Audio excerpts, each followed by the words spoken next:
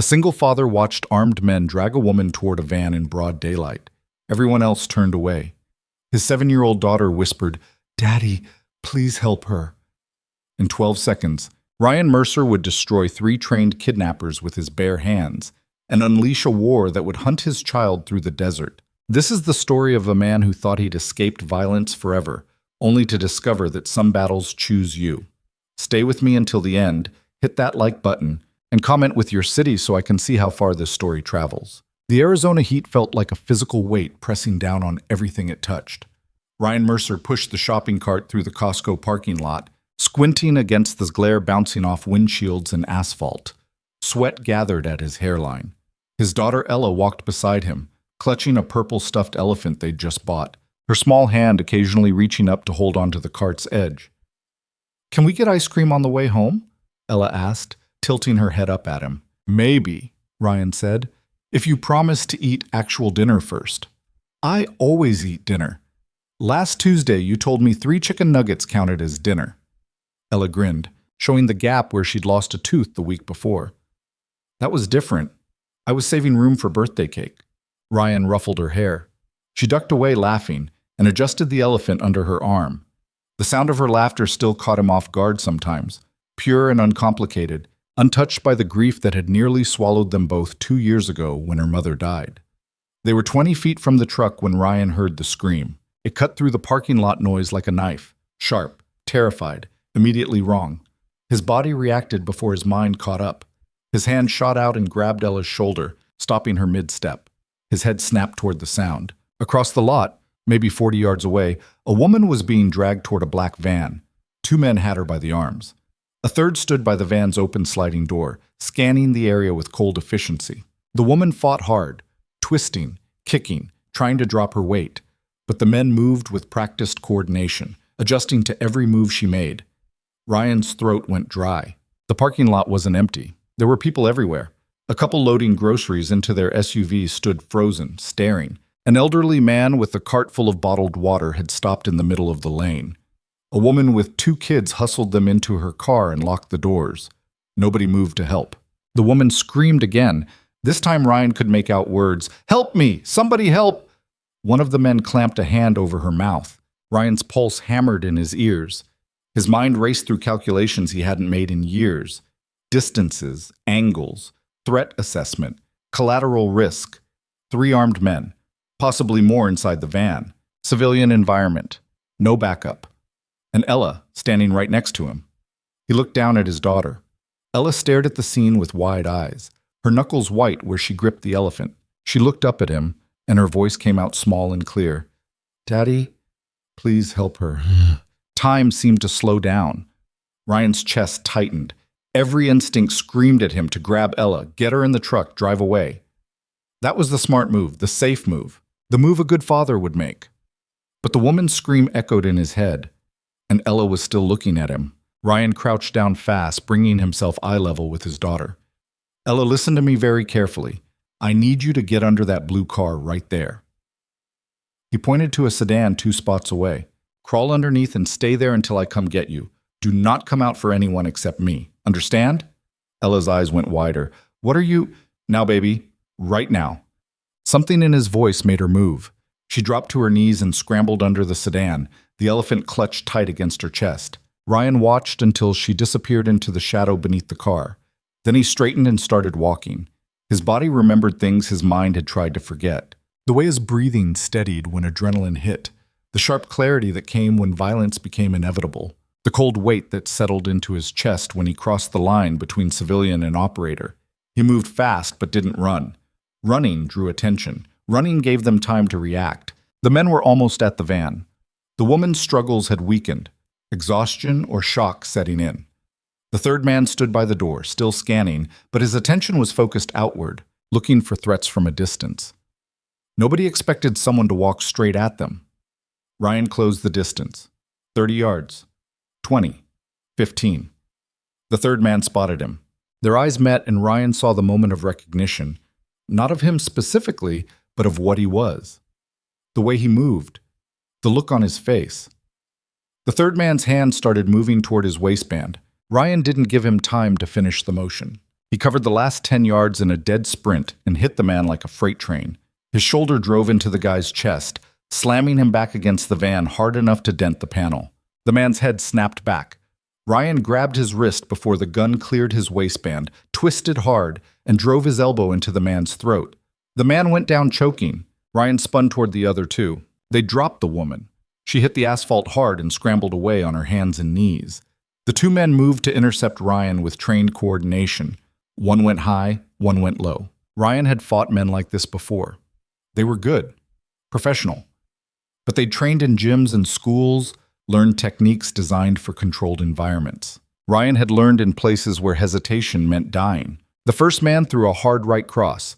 Ryan slipped it, stepped inside his guard, and drove the heel of his palm up into the man's nose.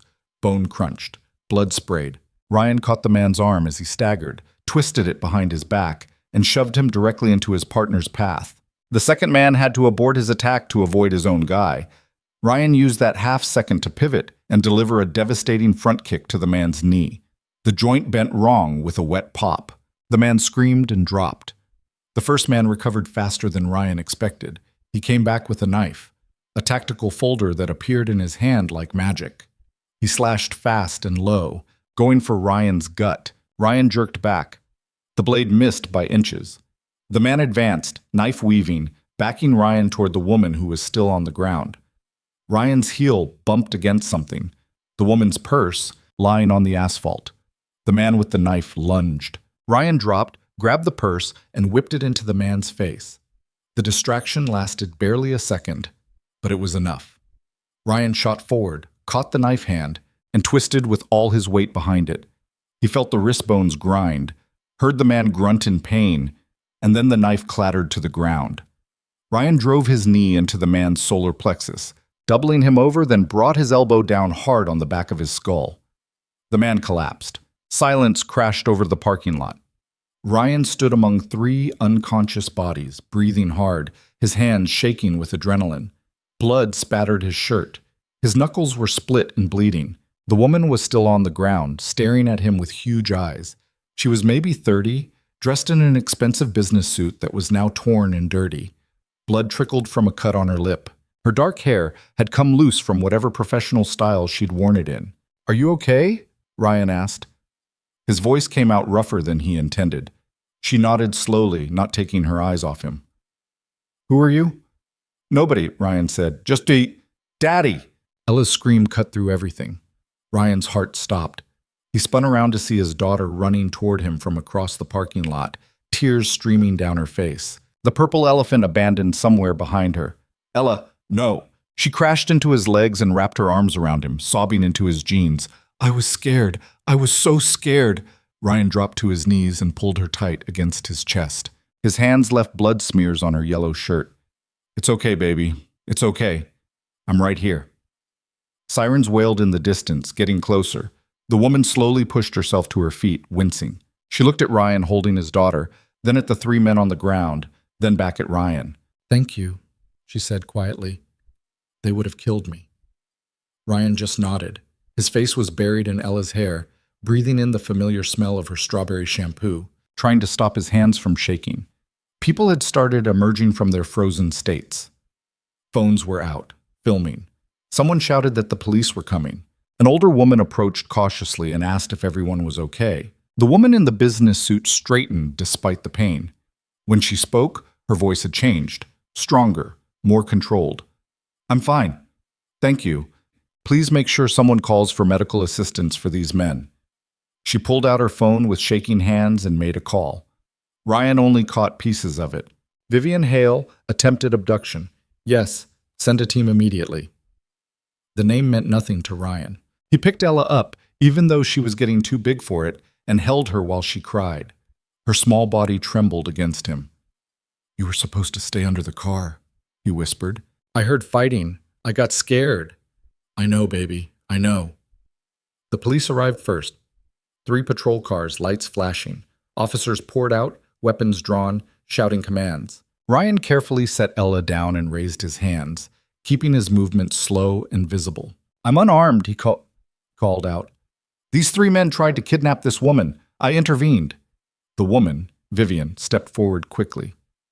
Officers, this man saved my life. Those 3 men attempted to abduct me at gunpoint. He stopped them.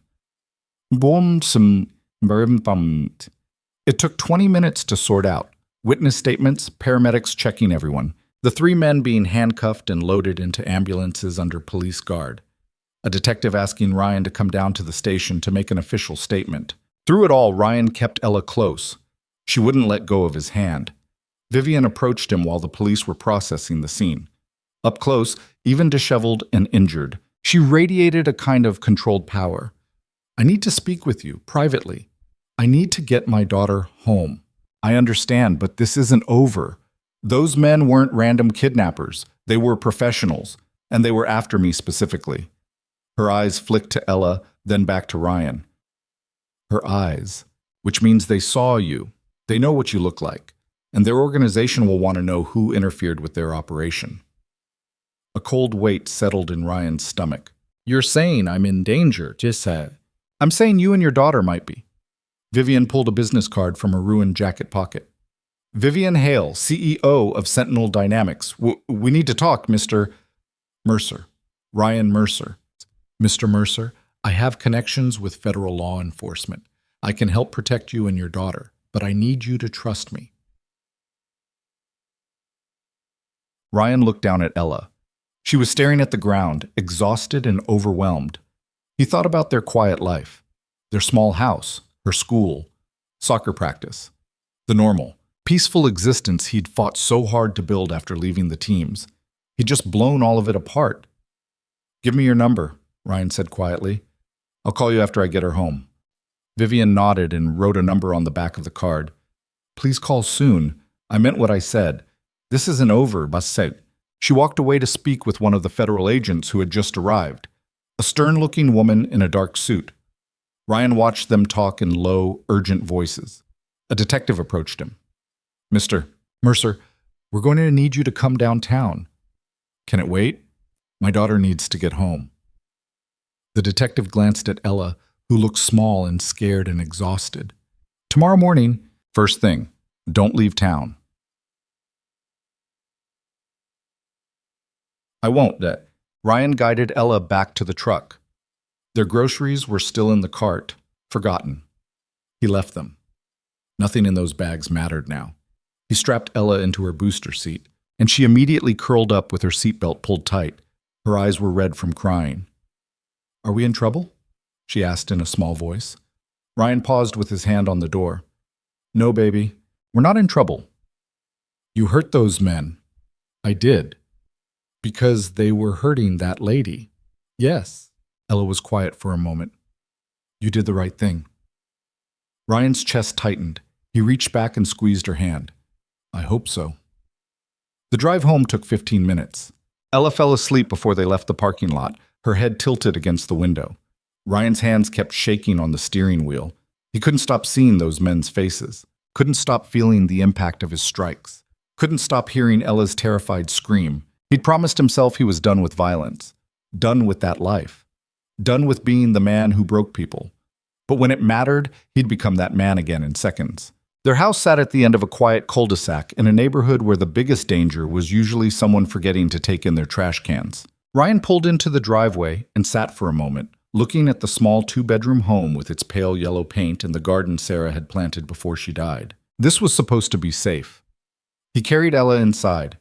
She stirred but didn't wake as he laid her on her bed and pulled a blanket over her. He stood there for a long time, watching her sleep, thinking about how her voice had sounded when she asked him to help. His phone buzzed.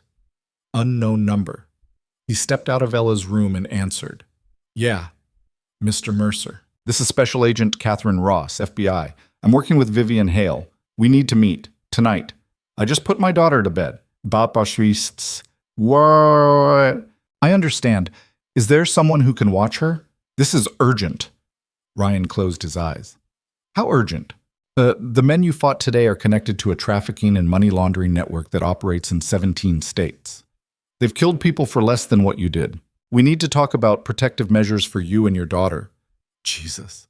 Ryan leaned against the wall. Give me an hour. I need to call someone to watch Ella. 1 hour. I'll text you an address. The call ended.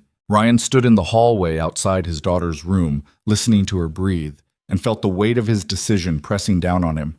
He'd saved a woman's life. He'd done the right thing. So why did it feel like he'd just destroyed everything? He made 3 calls.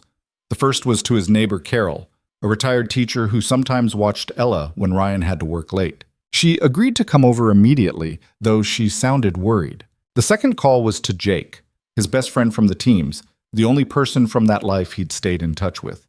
Jake answered on the second ring. "Ryan, what's wrong?" "I need you to look up a name for me. Vivian Hale, CEO of something called Sentinel Dynamics." Keyboard clicks in the background.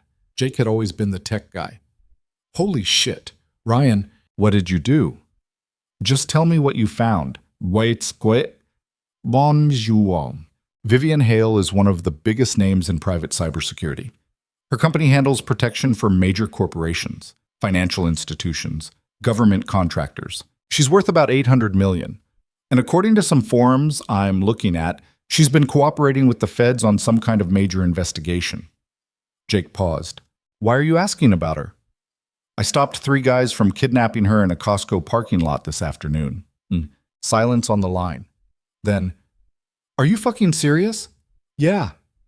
"Ryan, if she's involved in something federal and someone tried to grab her in broad daylight." Jake's voice dropped. "Man, you didn't just step in shit, you jumped in with both feet." "I know." "Where's Ella?" "Asleep. I'm meeting with the FBI in an hour." "Do you need me to come down there?" Ryan thought about it. "Not yet." "But Jake? I might need you soon. Say the word, I'll be on a plane." "Thanks, brother." Well.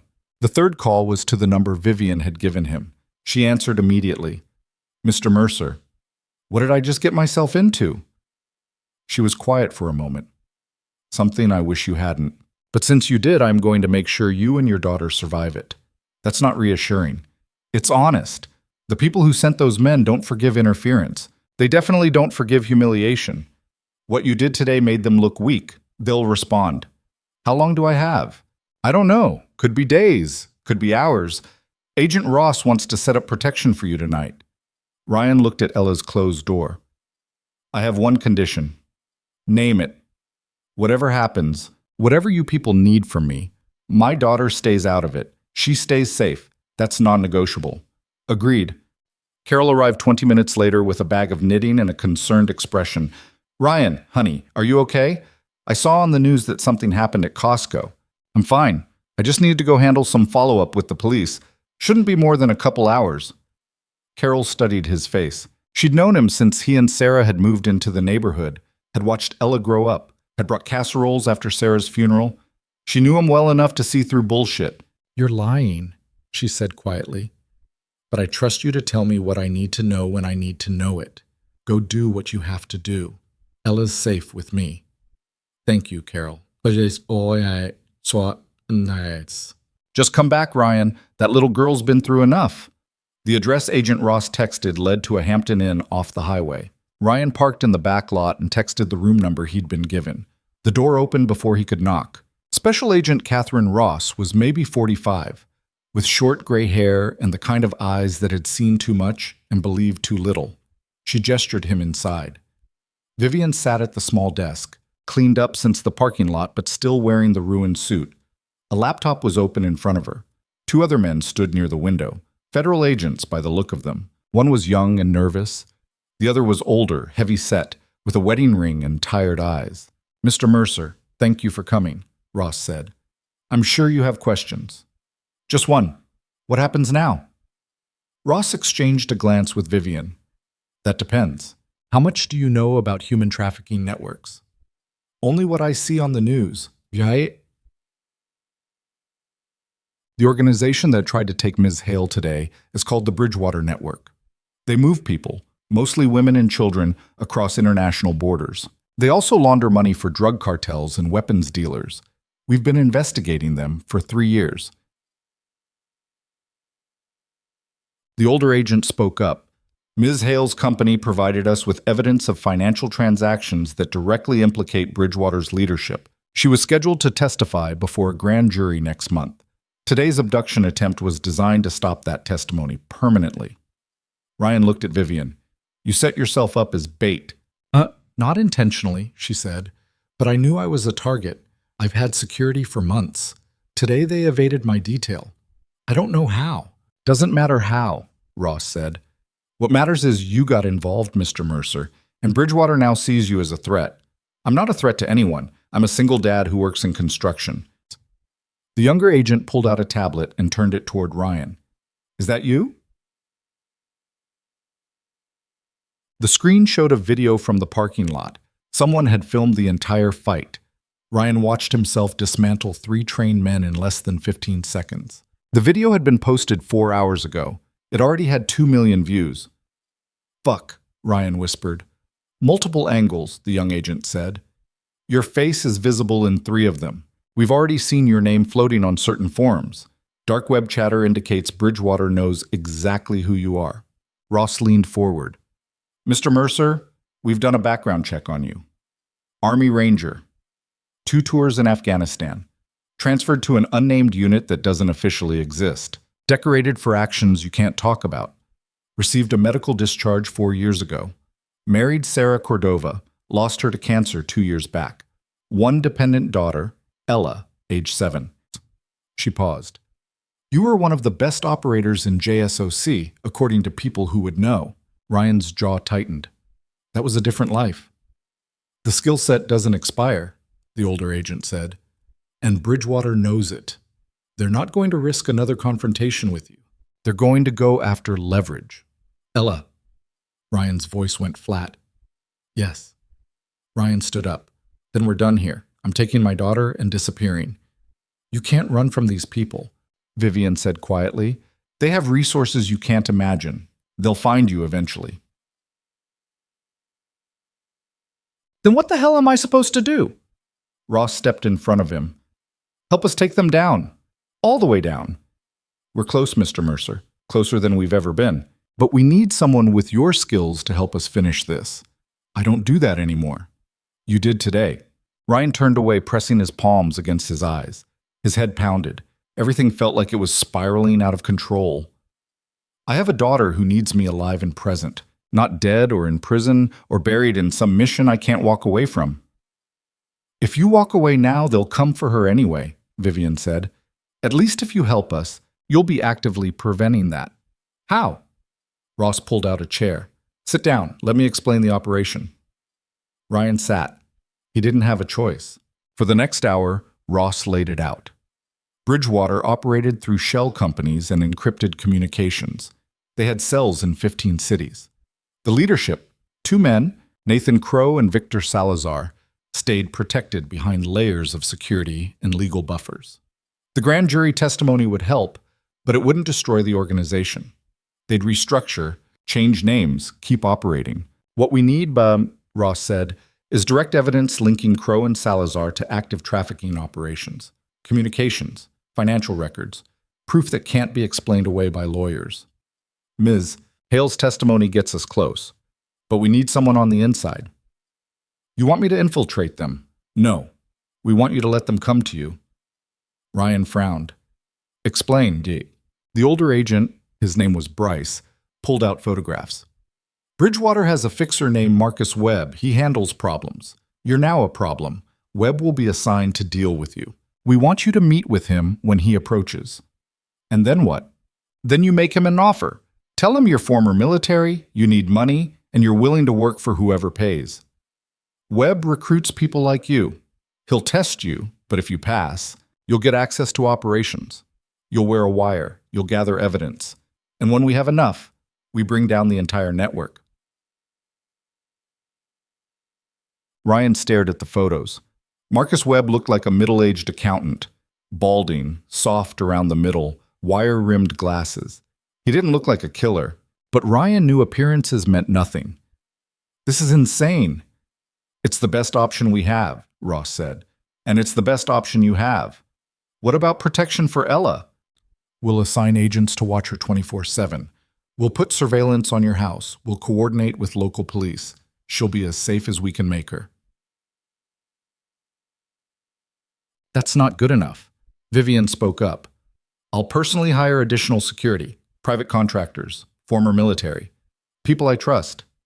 They'll supplement the federal protection. Ryan looked at her. Why? Why do you care? Because you saved my life, because you have a daughter, because I helped put you in this situation, and I'm not going to let anything happen to her. Vivian's voice was steady, certain. I give you my word. Ryan sat back. His shirt still had blood on it, some his, some from the men he'd fought. His knuckles throbbed. Somewhere across town, Ella was sleeping in her bed, safe with Carol, dreaming whatever 7-year-olds dream about. He thought about Sarah, about the promise he'd made her before she died, that he'd keep Ella safe, no matter what. This didn't feel like keeping her safe, but maybe it was the only way to actually do it. If I do this, Ryan said slowly, I need complete control over anything involving my daughter. Where she goes, who watches her, what security measures are in place. That's not negotiable. Agreed, Ross said immediately. And if at any point I think she's in danger, I pull out. Operation's over. We can work with that. Ryan looked at Vivian. You really think this is the best move? I think it's the only move, she said. And I think you're strong enough to do it. He didn't feel strong. He felt tired and scared and completely out of his depth, but he nodded anyway. All right, tell me what I need to do. The meeting went until 2 in the morning. They gave Ryan a phone with encrypted communications, explained how the wire system would work, briefed him on what they knew about Marcus Webb and his patterns, discussed backup plans and emergency protocols. When Ryan finally left, the sky was starting to lighten with pre-dawn gray. He drove home in a daze, his mind churning through everything he'd just agreed to. Carol was asleep on the couch when he got home. He woke her gently, thanked her, and promised to explain everything when he could. She squeezed his hand and told him to be careful. After she left, Ryan stood in the doorway to Ella's room, watching her sleep. She'd kicked off her blanket and was sprawled diagonally across the bed, one arm flung over her head, the purple elephant clutched in the other. She looked so small, so fragile. How was he supposed to protect her from people who bought and sold human beings for profit? His phone buzzed. A text from Vivian. Thank you. I know this isn't what you wanted, but I promise we'll keep her safe. Ryan didn't respond. He couldn't find the words. Instead, he went to the kitchen, made coffee he didn't want, and sat at the table as the sun rose over the Arizona desert. Somewhere out there, the people who'd tried to kidnap Vivian were regrouping, planning their next move, coming for him. He'd spent the last 4 years trying to be the kind of father Ella deserved, present, steady, safe. Now, he was about to become the thing he'd tried to leave behind. And the worst part was, he didn't know if he'd ever be able to come all the way back. Ella noticed the changes before Ryan said a word about any of it. The morning after the meeting with Agent Ross, Ryan woke to find his daughter standing in the kitchen doorway, staring at the 2 men sitting in an unmarked sedan across the street. She held the purple elephant against her chest and didn't say anything for a long moment. Who are they? She finally asked. Ryan poured orange juice into her favorite cup, the one with the cartoon dinosaurs. Just some people making sure we're safe. Because of yesterday. Yeah. Ella climbed onto her chair at the kitchen table. She didn't touch the juice. Are the bad men going to come here? Ryan's chest tightened. He wanted to lie, to tell her everything was fine, that she had nothing to worry about. But Ella had already lost her mother to a lie. The doctors saying Sarah would beat the cancer right up until the week she didn't. He'd promised himself he'd never lie to his daughter again, even when the truth was hard. Some bad people might try, he said carefully. That's why those men are outside, and that's why we're going to be extra careful for a while. Huh? Bamars Ishan. How long is a while? I don't know yet, baby. Ella picked at the edge of the placemat. I'm scared. Ryan sat down next to her and pulled her chair closer. I know. I'm a little scared too. But I'm not going to let anything happen to you. That's a promise. You promised Mommy wouldn't die. The words hit like a punch. Ryan opened his mouth, then closed it. Ella wasn't looking at him. Her small fingers twisted the elephant's ear. You're right, Ryan said quietly. I did promise that, and I couldn't keep it. But this is different, Ella. What happened to Mom, that was something I couldn't control. This situation, I can control, and I will. Ella finally looked up at him. Her eyes were too old for 7. Okay. She drank her orange juice. Ryan made her scrambled eggs even though his hands shook the entire time. The phone Ross had given him buzzed with a text. Webb made contact with associates last night. He knows your name and address. Expect approach within 48 hours. Ryan deleted the message and tried to figure out how to explain to Ella's school that armed federal agents would be sitting in the parking lot during drop-off. The next 3 days moved in a strange, suspended rhythm. Ryan went through the motions of normal life, making breakfast, packing lunches, helping with homework, while federal agents watched the house and Vivian's private security contractors patrolled the neighborhood in rotating shifts. Two of them, a man and woman who looked like they could break concrete with their bare hands, introduced themselves as Mike and Teresa. They promised Ryan they'd die before they let anyone touch Ella. Ryan didn't find that comforting. Jake flew in from Colorado on the second day. He showed up at the door with a duffel bag and a grim expression. "You look like hell," Jake said. "Feel worse." Ryan let him in. "You didn't have to come." "Yeah, I did." Jake dropped the bag in the living room. "Where's Ella?" "School. Federal escort in an armored vehicle." "I still can't believe that's my life now." "But..." Jake walked to the window and looked at the surveillance setup. "Jesus. They've got you locked down tight. Not tight enough." Ryan rubbed his face. "Ross says Webb could make contact anytime. I don't know what I'm supposed to say to him. I don't know how to do this." "You know exactly how to do this. You've done it before. That was different. That was military operations with clear objectives and backup, and..." Ryan stopped. "I didn't have a 7-year-old daughter then." Jake turned from the window. "Look at me. You're going to get through this because you don't have a choice. That little girl needs you. Vivian Hale needs you. And those bastards who grab women in parking lots need to be put in the ground. So you're going to remember how to be the guy who does that, and you're going to do it. What if I can't? Then I'll help you." Jake's voice softened. "But you can. I've seen you do impossible things, brother. This is just one more." They picked Ella up from school together. She lit up when she saw Jake, throwing her arms around him. Jake had been Sarah's friend too, had been at the funeral, had checked on them regularly in the months after. Ella called him Uncle Jake and made him promise to stay for dinner. Over spaghetti that Ryan barely tasted, Ella told Jake about her soccer team and a book report she had to do, and how her teacher let her feed the class fish. She seemed almost normal, laughing at Jake's terrible jokes, asking if he wanted to see the new trick she'd learned on her skateboard. But when bedtime came and Ryan tucked her in, Ella held his hand tight. "Is Uncle Jake here because you're scared too?"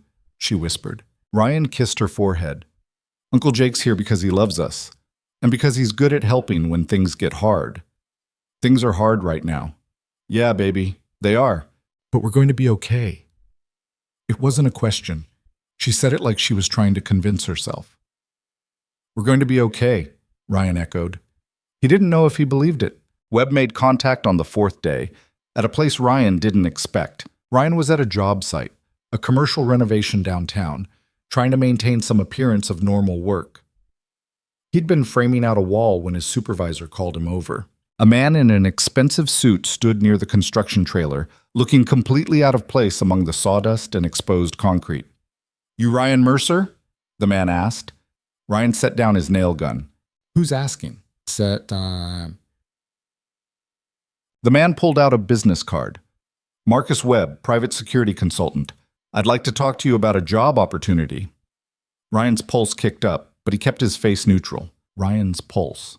The wire taped to his chest felt suddenly obvious, like Webb could see right through his shirt to the recording device underneath. "Not interested," Ryan said. "I already have a job." "This one pays better, a lot better." Webb gestured to the construction site. "You're worth more than this, Mr. Mercer. Your skill set is being wasted." "You don't know anything about my skill set." Webb smiled. It didn't reach his eyes. "I know you put 3 armed men in the hospital in under 15 seconds. I know you were Army Special Operations. I know you're exactly the kind of person my clients need." Around them, construction workers had slowed their pace, watching the conversation. Ryan's supervisor hovered near the trailer, looking nervous. "Let's take this somewhere private," Ryan said. They walked to the far corner of the site, away from listening ears. Webb leaned against a stack of lumber. completely at ease. "I'll be direct," Webb said. "My clients have a problem. They need someone who can handle security for sensitive operations. Someone with combat experience, tactical training, and discretion. Someone who doesn't ask questions. The pay is $50,000 for a week's work." Ryan crossed his arms. "What kind of operations?" "The kind you don't discuss. You do the job, you take the money, you move on with your life. And if I say no," Webb's smile faded, "then you go back to hammering nails for $15 an hour while your daughter goes to school with federal agents watching her every move. Tell me, Mr. Mercer, how long do you think you can keep living like that? How long before the stress breaks you, or breaks her?" Ryan's jaw tightened. "You threatening my kid?" "I'm pointing out reality. You made powerful people very unhappy. That doesn't just go away because you want it to, but it could be resolved. My clients are willing to forget the parking lot incident if you prove yourself useful." "By doing what, exactly?" "First, we test you. Make sure you're as good as you appear. Then, if you pass, we discuss long-term arrangements." Webb straightened up. "I'll be in touch with details. Think about it, Mr. Mercer. Think about what's best for your daughter." He walked away before Ryan could respond. Ryan stood there, breathing hard, his mind racing. The wire had captured everything. Ross would have the recording within the hour. But the veiled threat against Ella made his blood run cold. His phone buzzed. "Ross, got it all. Good work. Do not respond to Webb until we strategize." Ryan texted back. "He threatened Ella. We know. Additional security being deployed. Come to the safe house tonight." Ryan looked across the construction site. His supervisor was still watching, worried. His coworkers had gone back to work, but a few kept glancing his way. The normal life he'd tried to build felt like it was crumbling in real time. He picked up the nail gun and went back to framing the wall. His hands were steady, but inside, everything felt like it was falling apart. That night at the safe house, Ross played the recording for her team. Vivian was there too, looking exhausted. She'd apparently been going through her own hell. Constant security, restricted movement, pressure from her board of directors who wanted her to back out of testifying. "Webb's being cautious," the younger agent said. "He's not giving us anything concrete yet." "He's testing Ryan," Vivian said, "seeing if he'll bite." Ross turned to Ryan. "You need to accept. Whatever test Webb has planned, you pass it. That gets you inside." "And what happens when they figure out I'm working with you?" "They won't. We've built your cover carefully. As far as Bridgewater knows, you're exactly what you appear to be, a former operator who needs money and doesn't care how he gets it." Jake, who'd come along despite Ross's objections, spoke up from the corner. "What's the test going to be?" "Usually it's violence," Agent Bryce said. "Webb needs to see that Ryan can hurt people without hesitation, that he's willing to cross lines." Ryan's stomach turned. "I'm not hurting innocent people." "You won't have to," Ross said quickly. "We'll control the scenario. Set up a situation where you look like you're following Webb's orders, but no one actually gets hurt. That's a lot of ifs and maybes when my daughter's life is on the line." Vivian leaned forward. "Ryan, I know this is impossible. I know you never wanted any of this, but Webb making direct contact means we're moving forward. We're getting closer to the people at the top." "Great. That makes me feel so much better, and it should." Her voice was sharp. "Because every day this organization operates, more people suffer. More women get abducted. More children disappear. I'm sorry you got pulled into this, but you did. And now we have a chance to actually stop them. Doesn't that mean something?" Ryan stood up and walked to the window. The safe house overlooked a strip mall, a pizza place, a nail salon, a check cashing store. Normal life, happening all around him while he planned how to infiltrate a trafficking network. "It means something," he said quietly, "but Ella means more." "Then help us end this quickly," Ross said. "The faster we move, the faster your daughter's safe." Ryan turned back to them. "What do you need me to do?" Ross pulled out a phone. "Webb will call with instructions for the test. When he does, you agree. We'll have surveillance on you the entire time. If anything goes wrong, we pull you out. And if you can't pull me out in time?" No one answered that. Webb called 2 days later while Ryan was making dinner. Ella was at the table doing math homework, chewing on her pencil and frowning at fractions. Ryan almost didn't answer, wanting to preserve these last few minutes of normalcy. But he did. "Mr. Mercer," Webb's voice came through smooth and professional. "Are you ready to discuss our offer?" Ryan walked into the living room, lowering his voice. "I'm listening." "Good. Tomorrow night, 8 p.m. There's a warehouse on Fletcher Avenue, building 1247. Come alone. Bring your military experience and leave your conscience at home." "What am I walking into?" "A demonstration of commitment. Don't disappoint me, Mr. Mercer." The line went dead. Ryan stood there, phone in hand, listening to Ella humming to herself in the kitchen. She'd moved on from math to drawing something in the margins of her notebook. Her life, continuing despite everything crashing down around them. He called Ross. "Fletcher Avenue warehouse tomorrow night, 8 p.m. He wants a demonstration of commitment. We know the location. Used to be a distribution center, abandoned for 6 years. Perfect place for whatever Webb has planned." Ross paused. "We'll have a team positioned nearby. You'll wear the wire. If he asks you to do something you can't do, use the abort phrase, which is, 'I need to call my daughter.' Say that, and we extract you immediately." Ryan looked at Ella. She'd drawn a picture of a house with 3 stick figures in front, one tall, one medium, one small. She'd labeled them in her careful printing: Daddy, Uncle Jake, me. "What if I can't say it in time?" "Then improvise. You're good at that." Ryan ended the call and went back to the kitchen. Ella showed him her drawing. "That's us," she said proudly. "After everything gets better." Ryan's throat tightened. "It's perfect, baby." "You think Uncle Jake will stay?" "For a while." "Good." Ella went back to her fractions. "I like having him here. It feels safer."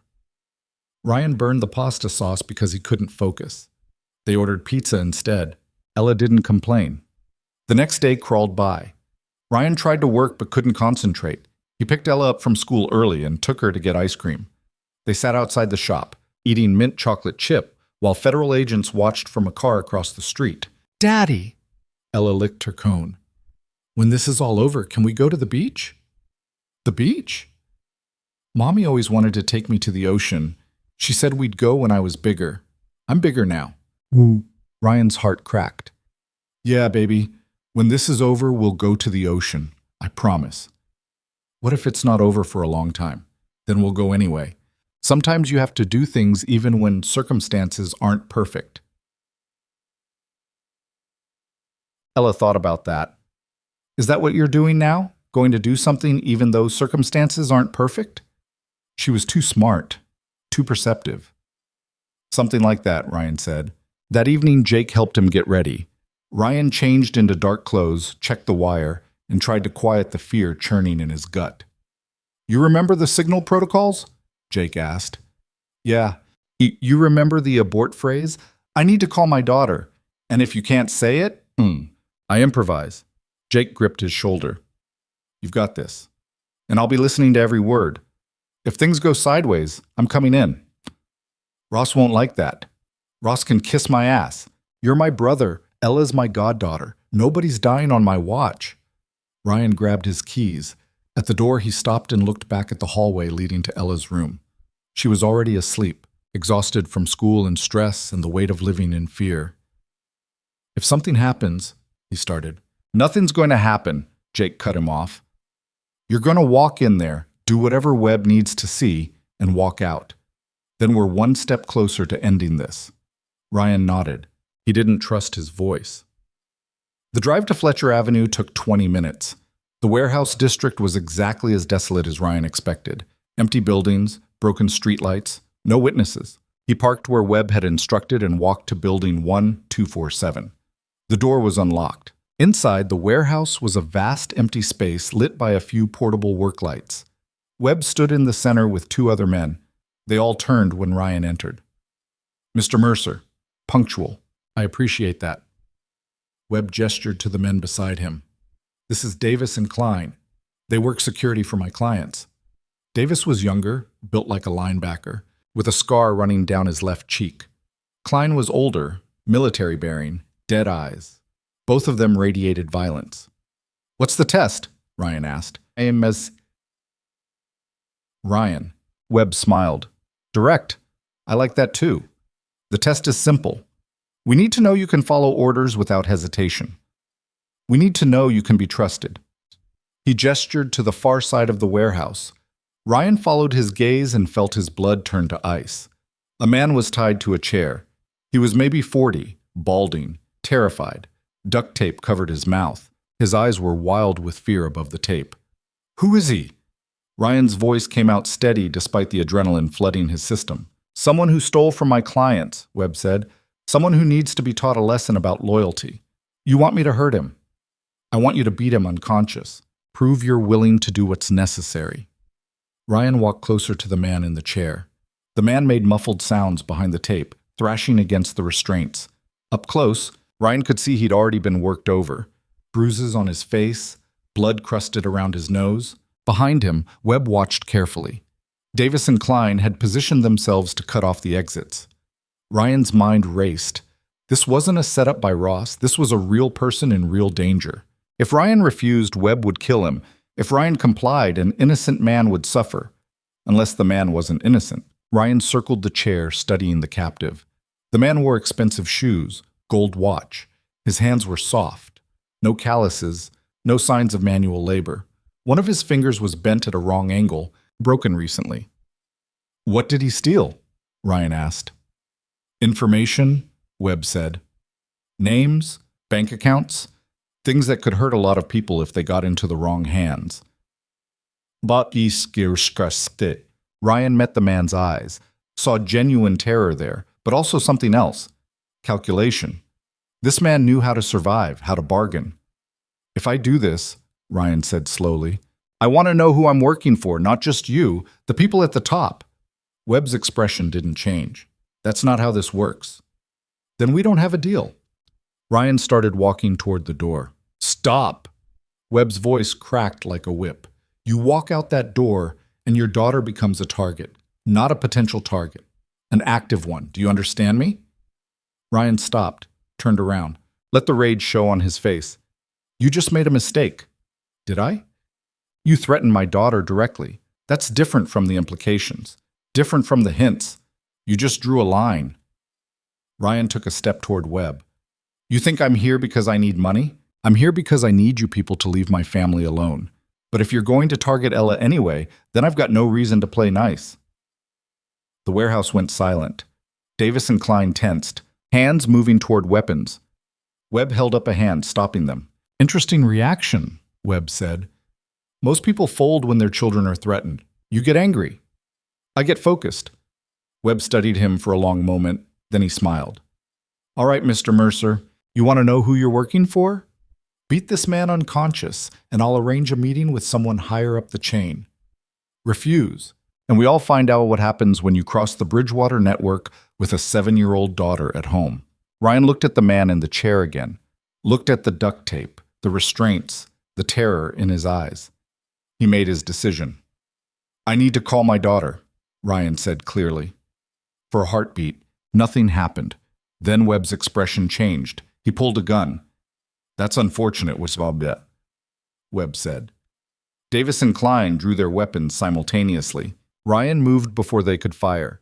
He grabbed the work light closest to him and hurled it at Davis. The linebacker dodged, but the distraction gave Ryan the split second he needed. He closed the distance to Klein, grabbed the man's gun hand, and twisted hard.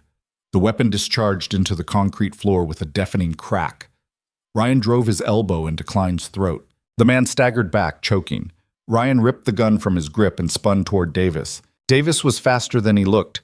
He'd already adjusted, already had his weapon coming up. Ryan dropped and rolled as bullets punched holes in the air where he'd been standing. He came up firing. The shot took Davis in the shoulder. The linebacker went down hard. Ryan pivoted toward Webb, but Webb had already retreated behind the man tied to the chair, using him as a human shield. His gun was pressed against the captive's head. "Drop it," Webb said calmly, "or I kill him." "You were going to kill him anyway." "Maybe. But do you really want to watch?" Sirens wailed in the distance. The gunshots had drawn attention, or Ross's team was moving in. Either way, time was running out. Ryan kept his gun trained on Webb. "Let him go. This is over. This is just beginning." Webb pulled the trigger. The man in the chair jerked once and went still. Ryan's stomach turned. Webb had executed him without hesitation, without a flicker of emotion. "That's the difference between you and me," Webb said, letting the body slump forward. "You hesitate. You think about consequences. That's going to get you killed." He fired at Ryan. The shot went wide as Webb ran for a back exit. Ryan returned fire but missed. Webb disappeared through a service door as flashlights and shouts filled the warehouse. "Federal agents! Drop your weapons! Ikus!" Ryan set his gun on the ground carefully and raised his hands. His ears rang from the gunfire. Blood splattered his clothes, not his own. The man in the chair was dead. Davis was groaning on the floor, clutching his shoulder. Klein wasn't moving. Ross came through the main entrance with a team behind her. She took in the scene quickly, her face going hard. "Secure the area," she barked. "Medics for the wounded, and someone get that body covered." She walked over to Ryan. "Are you hurt?" "No." Ryan couldn't take his eyes off the dead man in the chair. "I said the abort phrase. Webb killed him anyway." "I heard." Ross's voice softened slightly. "You did everything right. This isn't on you." "Feels like it is." Paramedics rushed in, working on Davis. Other agents were checking Klein, calling for additional medical support. The warehouse filled with activity, evidence collection, photographs, statements. Ryan stood in the middle of it all and felt completely numb. Jake appeared at his elbow. "Come on, let's get you out of here." Ross intercepted them at the door. "We need him for debriefing." "He needs to see his daughter," Jake said flatly. "Debrief him tomorrow." For once, Ross didn't argue. The drive home passed in a blur. Jake talked, but Ryan didn't process the words. He kept seeing the man's head snap back, kept hearing the gunshot, kept feeling the weight of failure crushing down on him. "It's not your fault," Jake said for the third time. "You did everything you could." "He's still dead." "Yeah, and if you'd hesitated, you'd be dead too." Webb was never going to let that guy live. "This was a trap, Ryan. You were supposed to beat him or refuse and die trying. You found a third option. That took guts." As Ryan leaned his head against the window. "I don't feel gutsy. I feel sick." "That's because you're still human. The day you don't feel sick is the day you become like Webb." They got home after midnight. Carol was there with Ella, both of them asleep on the couch in front of a movie. Carol woke when they came in, took one look at Ryan's face, and quietly gathered her things. "Take care of yourself," she whispered. "That little girl needs you." After she left, Ryan stood in the living room and watched Ella sleep. Her hand was curled under her cheek.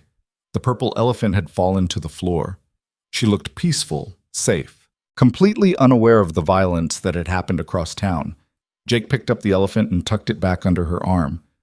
"You should get some sleep too." "I can't." "Try anyway." Ryan carried Ella to her bed. She stirred slightly, murmured, "Daddy," and curled into her pillow. He sat on the edge of her bed for a long time, listening to her breathe, trying to quiet the chaos in his head. His phone buzzed. A text from Vivian. "Ross told me what happened. I'm sorry. Are you okay?" Ryan stared at the message. Was he okay? He didn't know how to answer that. He typed back, "Alive. That's something. That's everything. Thank you for trying to save him. Wasn't enough. It was more than most people would do. Get some rest. We'll figure out next steps tomorrow." Ryan set the phone down and looked at his daughter. Her nightlight cast soft shadows across her face. She'd drawn more pictures today. He could see them scattered on her desk. More houses, more families, more hope for a future that felt impossibly far away. He heard Jake moving around in the kitchen, probably making coffee they didn't need. Federal agents were posted outside, watching for threats that could come from anywhere. Somewhere in the city, Webb was reporting to his bosses about the operative who'd almost gotten inside. And Ryan sat in a 7-year-old's bedroom, covered in a dead man's blood, wondering how much more of this he could take. Ella shifted in her sleep. Her hand reached out, finding his, holding on even in dreams. Ryan squeezed her small fingers gently. "I'm here, baby. I'm not going anywhere." He hoped he could keep that promise. He'd failed to keep so many others, but sitting there in the darkness, listening to his daughter breathe, feeling her trust him even when he didn't trust himself, Ryan made a decision. Webb wanted to see commitment. Fine. Ryan would show him commitment. He'd burn Bridgewater to the ground if that's what it took to keep Ella safe. Not because he was a hero, not because he was trying to save the world, but because that little girl holding his hand in her sleep deserved better than living in fear. And Ryan would do anything, become anyone, to give that to her. Even if it meant becoming the monster again, even if it meant never finding his way back. The emergency meeting happened at dawn in a conference room that smelled like burnt coffee and desperation. Ryan sat across from Ross, Vivian, and 3 federal prosecutors who looked like they hadn't slept in days. His eyes felt scratchy. He'd managed maybe 2 hours of sleep after leaving Ella's room, and even that had been broken by nightmares of gunshots and dead men in chairs. Davis is talking, Ross said without preamble. Shoulder wound wasn't serious. He's looking at attempted murder of a federal witness, so he's motivated to cooperate. What's he saying? Ryan asked. That Webb was acting on direct orders from Nathan Crow. That the whole thing was a loyalty test, and the man you tried to save was a low-level courier who'd been skimming money. Webb was supposed to kill him regardless of what you did. Ryan's jaw tightened. So I was never going to save him. No, one of the prosecutors said. Her name was Chen, and she had the kind of tired eyes that suggested she'd seen too much human cruelty. But your intervention gave us Davis, and Davis just handed us probable cause for warrants on 3 of Bridgewater's shell companies. Great. A man's dead, but at least we got paperwork. Shit. Vivian flinched. Ross's expression didn't change, but her voice softened. I know this is hard, but Davis also confirmed something else. Webb reported that you're too unstable to recruit, too emotional about your daughter. Bridgewater's written you off as a threat. Ryan looked up sharply. Written me off? They think the warehouse scared you away, that you'll disappear now, keep your head down, stay out of their business. Ross leaned forward. Which means they're not watching you as closely anymore. And that gives us an opportunity. What kind of opportunity? The kind where we flip the script. Ross pulled out a tablet and slid it across the table. Webb escaped, but we tracked his vehicle to a property in Scottsdale. High-end neighborhood, quiet street. The house is registered to a holding company that traces back to Victor Salazar. Victor Salazar. One half of Bridgewater's leadership. Ryan stared at the photo on the screen. A compound-style home with security gates and cameras. You want me to go after Salazar directly? We want you to let Salazar come to you. Ross swiped to another image. Tomorrow night, Salazar's hosting a private poker game. High stakes, invitation only. Vivian's been invited. Ryan looked at Vivian. She met his gaze steadily. Salazar's been trying to recruit my company's services for months. He thinks if he gets me in a social setting, away from my lawyers and security, he can pressure me into dropping my cooperation with the FBI. That's insane. You'd be walking into a room full of criminals. I'd be walking in with protection. Vivian's voice was calm. You. Ryan sat back. No, absolutely not. Salazar knows you exist, but Webb told him you're not a threat anymore, Ross said. He won't see you coming. You go as Vivian's personal security. You're in the room where deals get made, where people talk freely because they think they're safe. You wear a wire. You record everything. And when they figure out who I am, they won't, Vivian said. I'll introduce you as a contractor I hired after the parking lot incident, someone from a private security firm. It's a perfectly reasonable precaution for a CEO who just survived a kidnapping attempt. Ryan shook his head. This is different from the warehouse. That was a controlled environment with backup nearby. You're talking about walking into a house full of armed criminals with no exit strategy. We'll have teams positioned within a 3-block radius, Ross said. You'll have a panic button. Any sign of trouble, we come in hard. What about Ella? Jake stays with her. We triple the security detail on your house. She'll be safer than she's been since this started. Ryan looked at each of them. Chen, the prosecutor, eager for evidence. Ross, the agent, seen an operational opportunity. Vivian, the CEO, whose calm exterior couldn't quite hide the fear underneath. Give me a minute, Ryan said. He walked out of the conference room and found a bathroom. Locked himself in a stall and pressed his forehead against the cool metal door. His hands were shaking again. They'd been doing that since the warehouse. A fine tremor he couldn't control. A man had died last night because Ryan hadn't been fast enough, smart enough, decisive enough. And now they wanted him to walk into another situation where split-second decisions could mean life or death.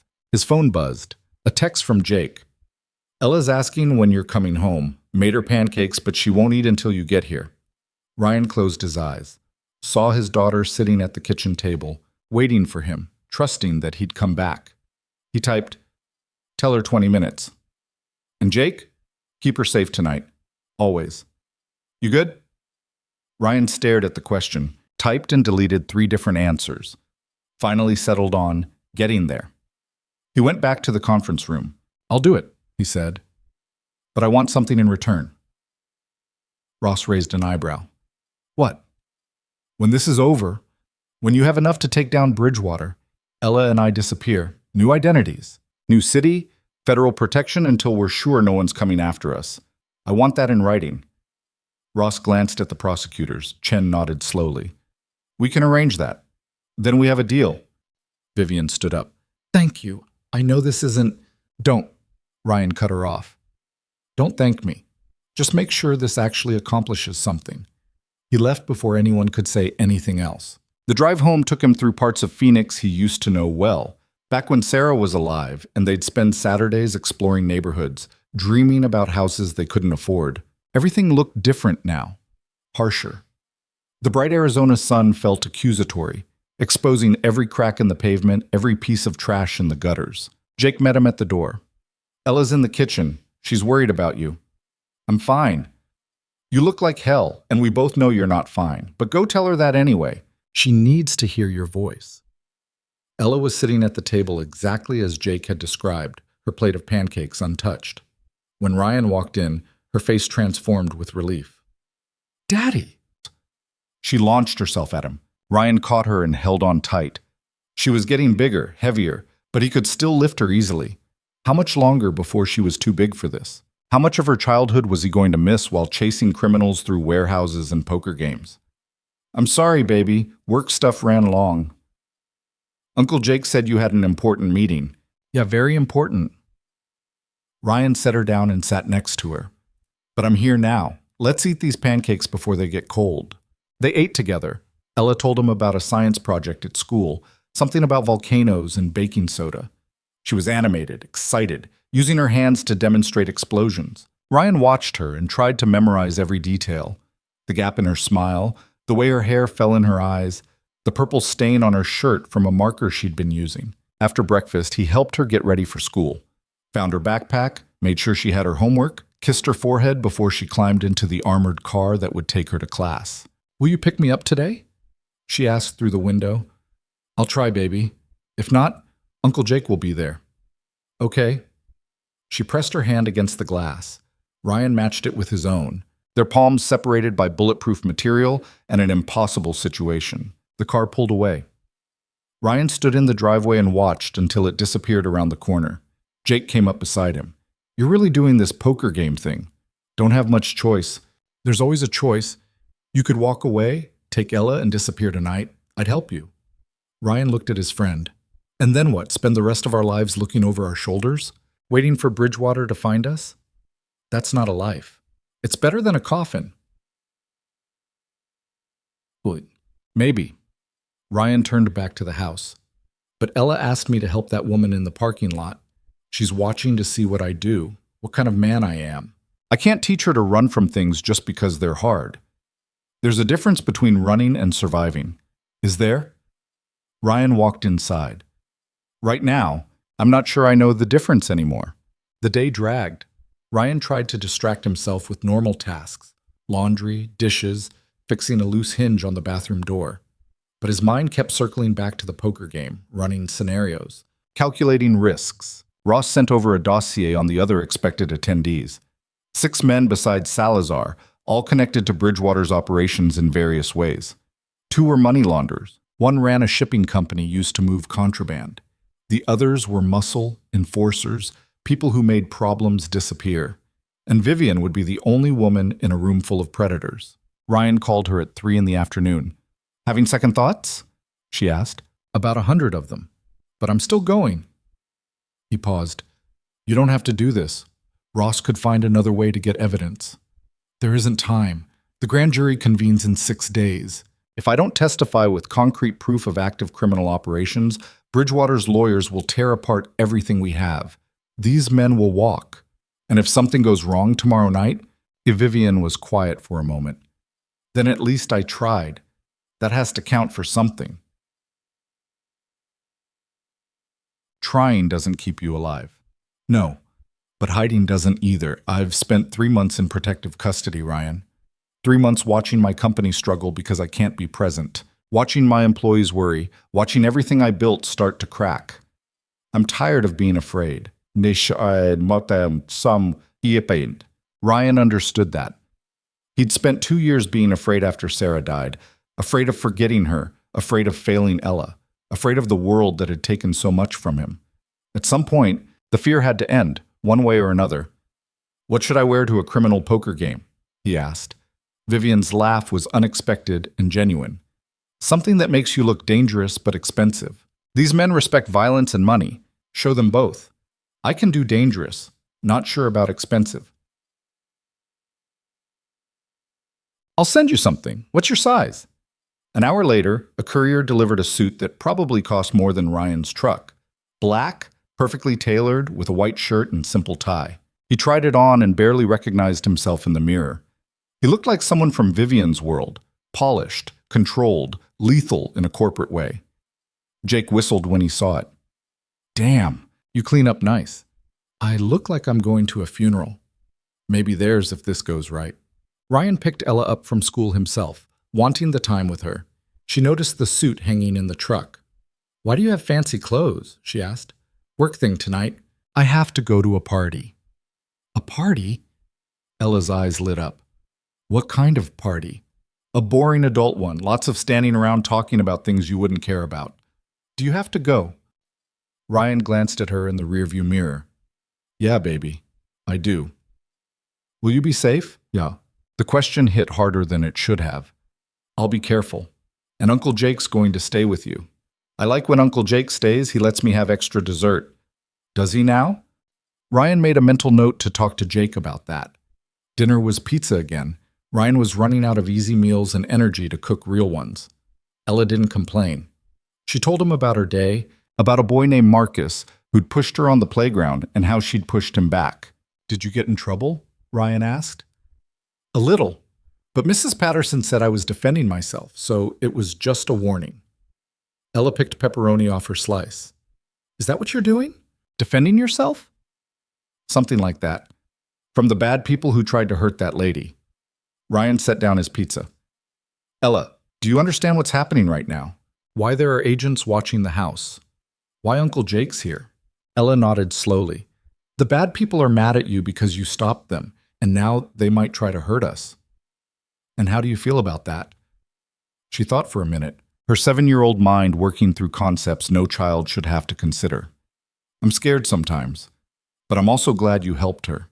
Mommy always said we should help people when they need it.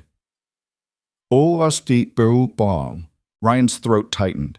Sarah had said that. She'd volunteered at food banks, donated to every cause, stopped to help strangers with broken-down cars. Her kindness had been absolute and exhausting, and one of the things he'd loved most about her. Your mom was right, Ryan said quietly. But sometimes helping people is complicated. Because it's dangerous. Yeah. Ella reached across the table and took his hand. Her fingers were sticky with pizza grease. It's okay to be scared too, Daddy. Uncle Jake told me that brave people get scared all the time. They just do the thing anyway. Ryan stared at his daughter. When had she gotten so wise? When had she started comforting him instead of the other way around? Uncle Jake's a smart guy, he managed. He also said you're the bravest person he knows. Did he? Uh-huh.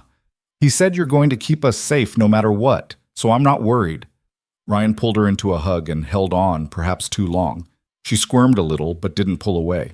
After Ella was in bed, Ryan and Jake went over the plan one more time. The poker game started at 9. Ryan would arrive with Vivian at 9:30. Ross's team would be positioned in surveillance vans on the surrounding streets. The wire was a new model, nearly undetectable. sewn into the lining of the expensive suit. If things go bad, you get Vivian out, Jake said. Don't try to be a hero. Vivian's testifying because I saved her life. Can't exactly leave her behind now. Ryan. I know, but I'm not losing anyone else. Not if I can help it. Jake studied him. You're putting a lot of pressure on yourself. Someone has to. Sarah's death wasn't your fault. Ryan looked away. They'd had this conversation before. It never ended well. I couldn't save her. The best doctors in Phoenix couldn't save her. But maybe I can save Vivian. Maybe I can take down the people who hurt families like mine. Maybe that counts for something. It counts for a lot. Just don't get killed trying to prove it. Ross called at 8 with final instructions. The wire check. The emergency protocols. The rules of engagement. Remember, she said, you're not there to arrest anyone. You're there to observe and record. Let them talk. Let them feel safe. The more comfortable they are, the more they'll reveal. And if they make Vivian, then you create an exit. Loud, messy, whatever it takes. We'll be right behind you. 8. Ryan ended the call and stared at the suit hanging on his closet door. In a few hours, he'd be sitting across from some of the most dangerous men in Arizona, pretending to be someone he wasn't. Protecting a woman who'd become more than just the stranger from a parking lot. He checked on Ella one last time. She was deep asleep, the purple elephant clutched tight, her nightlight casting soft shadows. Ryan stood in her doorway and made a silent promise. Tomorrow, he'd take her for ice cream. Tomorrow they'd go to the park. Tomorrow he'd be the father she deserved instead of the weapon he was becoming. But first, he had to survive tonight. Vivian picked him up at 8:45 in a car that cost more than most houses. She wore a navy dress that managed to be both elegant and armored somehow. The kind of outfit that said she belonged in boardrooms and wasn't intimidated by criminals pretending to be businessmen. You look good, she said as Ryan slid into the passenger seat. I look uncomfortable. That works too. Security people should look uncomfortable. It makes them seem competent. She pulled away from the curb smoothly. Are you nervous? Terrified. Good, that'll keep you sharp. Vivian's hands were steady on the wheel, but Ryan could see tension in her shoulders. I appreciate you doing this. I know it's not what you signed up for. I didn't sign up for any of this, but here we are. They drove in silence for a while. The Scottsdale neighborhood got progressively more expensive. Walls and gates, houses set back from the road, landscaping that required serious money to maintain. Can I ask you something? Vivian said. Why'd you save me? In the parking lot, I mean. You had Ella with you. The safe move was walking away. Ryan watched the houses slide past. My daughter asked me to help you. So you did it for her. I did it because she was watching to see what I'd do. What kind of man I'd be when it mattered.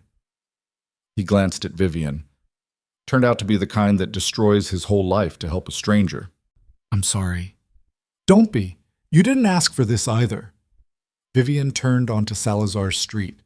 The house loomed at the end of the cul-de-sac. All southwestern architecture and strategic lighting. Security cameras tracked their approach. Once we're inside, Vivian said quietly, stay close but don't hover. These men need to feel like they can speak freely around you. Be intimidating but forgettable. Intimidating but forgettable. Got it. She pulled up to the gate. A man in a dark suit approached, checked their names against a list, and waved them through. The driveway curved through desert landscaping to a circular drive where a valet waited. Ryan got out first, scanning the area automatically. 2 visible guards at the entrance, cameras covering every approach. Probably more security inside. This wasn't just a poker game, it was a fortress. He opened Vivian's door. She took his offered hand and stepped out, perfectly composed. Ms. Hale, a voice called from the entrance. So glad you could make it. Victor Salazar was smaller than Ryan expected. Maybe 5'7", slender, wearing a cream-colored suit that probably cost $10,000. His salt and pepper hair was swept back, and his smile was the kind that never reached his eyes. Mr. Salazar, Vivian said warmly, thank you for the invitation. My pleasure. And this is? Salazar's gaze shifted to Ryan. My head of security. Ryan Mercer. After the incident last month, I've decided to take personal protection more seriously. Miss Salazar studied Ryan with the kind of assessment that came from years of evaluating threats. Ryan kept his expression neutral, his posture alert but not aggressive. Smart, Salazar said finally. Can't be too careful these days, though I assure you you're perfectly safe here. This is a friendly gathering. I'm sure it is, Vivian said. Ryan's just a precaution. Salazar gestured toward the house. Please, come in. The others are already enjoying cocktails. The interior was exactly what Ryan expected. Expensive furniture, original art on the walls, floor-to-ceiling windows overlooking a pool that glowed turquoise in the darkness. 8 men stood around a marble-topped bar, drinks in hand, talking in low voices. They all turned when Vivian entered. Gentlemen, Salazar said, may I present Vivian Hale, CEO of Sentinel Dynamics. Miss Hale, let me introduce you to some associates. He went around the room. Names Ryan immediately filed away. Carlos Menendez, Shipping Logistics. Thomas Brighton, Private Banking. Andrei Petrov, Import-Export. The enforcers didn't get introductions, just positions near the exits and watchful eyes. No one mentioned Bridgewater. No one mentioned trafficking. They talked about stocks and real estate and the Phoenix Suns' chances this season. Surface-level conversation designed to put everyone at ease. Ryan positioned himself near Vivian but not next to her. Close enough to intervene, far enough to seem unobtrusive. The wire pressed against his chest, recording everything. After 30 minutes of small talk, Salazar led them to an adjoining room where a professional poker table waited. Leather chairs, dealer in a vest, chips worth more than Ryan made in a year. Shall we? Salazar gestured to the table. Vivian took a seat. The other men followed. Ryan remained standing, back to the wall, watching. The game started small. Friendly banter, easy hands, testing each other. Ryan studied each player. Menendez was aggressive, pushing pots early. Brighton played conservative, folding more than he called. Petrov was unreadable, his expression never changing. Salazar dealt from the button and talked while he played. I've been following your company's work, Ms. Hale, he said casually. Impressive growth, particularly your government contracts. We've been fortunate, Vivian replied, calling a small bet. Fortunate or skilled? There's a difference. Salazar raised. I imagine those contracts give you access to sensitive information. I take client confidentiality very seriously. Of course. But in business, information is currency. More valuable than money sometimes. The conversation was careful, coded. Ryan recognized the pattern from intelligence briefings. Salazar was fishing, trying to determine how much Vivian knew and what she might be willing to share. Vivian played it perfectly. Engaged but not eager. Interested but cautious. The hands progressed. The pots got larger. Drinks were refilled. The atmosphere relaxed incrementally. Then Nathan Crow arrived. Ryan felt him before he saw him. A shift in the room's energy, everyone straightening slightly. Salazar stood up. Nathan, you made it. Wouldn't miss it. Crow's voice was deep, authoritative.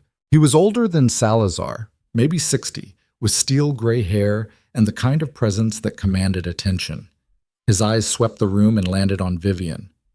Ms. Hale, what an unexpected pleasure. Vivian's smile didn't waver, but Ryan saw her hand tighten slightly on her cards. Mr. Crow, I didn't realize you'd be joining us. Victor and I like to surprise our guests. Crow pulled out a chair. His gaze shifted to Ryan. And who's this?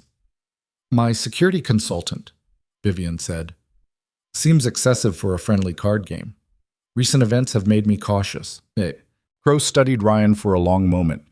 Ryan met his gaze steadily, channeling every ounce of professional bodyguard he could muster. Finally, Crow nodded and sat down. Let's play then. The game changed with Crow's presence.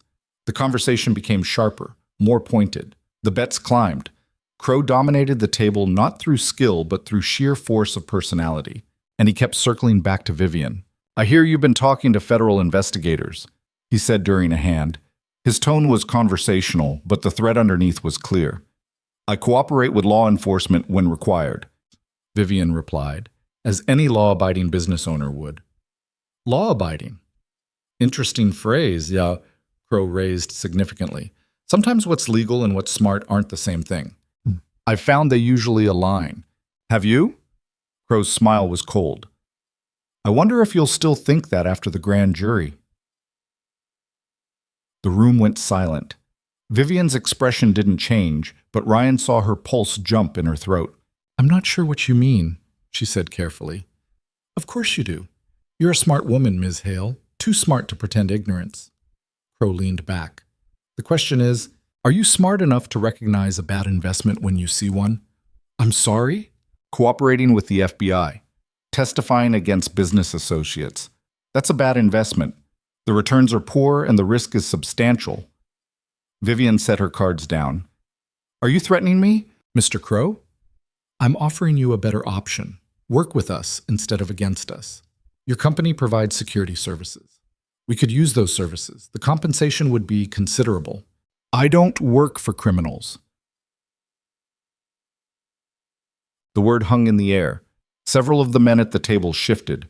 Ryan's hand moved closer to the weapon he'd hidden under his jacket. Crow's expression didn't change. Criminals. That's a harsh word. We're businessmen, Ms. Hale. We facilitate transactions. We solve problems. Not so different from what you do. Except I don't buy and sell human beings. Crow stood up slowly. The friendly facade dropped completely. You should be very careful about making accusations you can't prove. I have proof. Financial records, communication logs, witness testimony. More than enough to put you and everyone in this room in prison for the rest of your lives. Ryan tensed. This wasn't the plan. Vivian was supposed to gather intelligence, not confront them directly. Ms. Hale, Salazar said quietly, perhaps we should step outside and discuss this calmly. There's nothing to discuss. I'm testifying next week, and nothing you say or do will change that. Crow's hand moved. Ryan saw the motion and reacted on instinct. He crossed the room in 3 steps and put himself between Crow and Vivian. Don't, Ryan said quietly. Crow looked at him with cold calculation. You're the one from the parking lot. Webb told me about you. Then you know what I can do. I know you got lucky against 3 unprepared men. You think you can take everyone in this room? Ryan didn't answer. He kept his eyes on Crow while tracking the positions of every other person. 2 enforcers by the door. Menendez reaching under the table, Brighton backing away.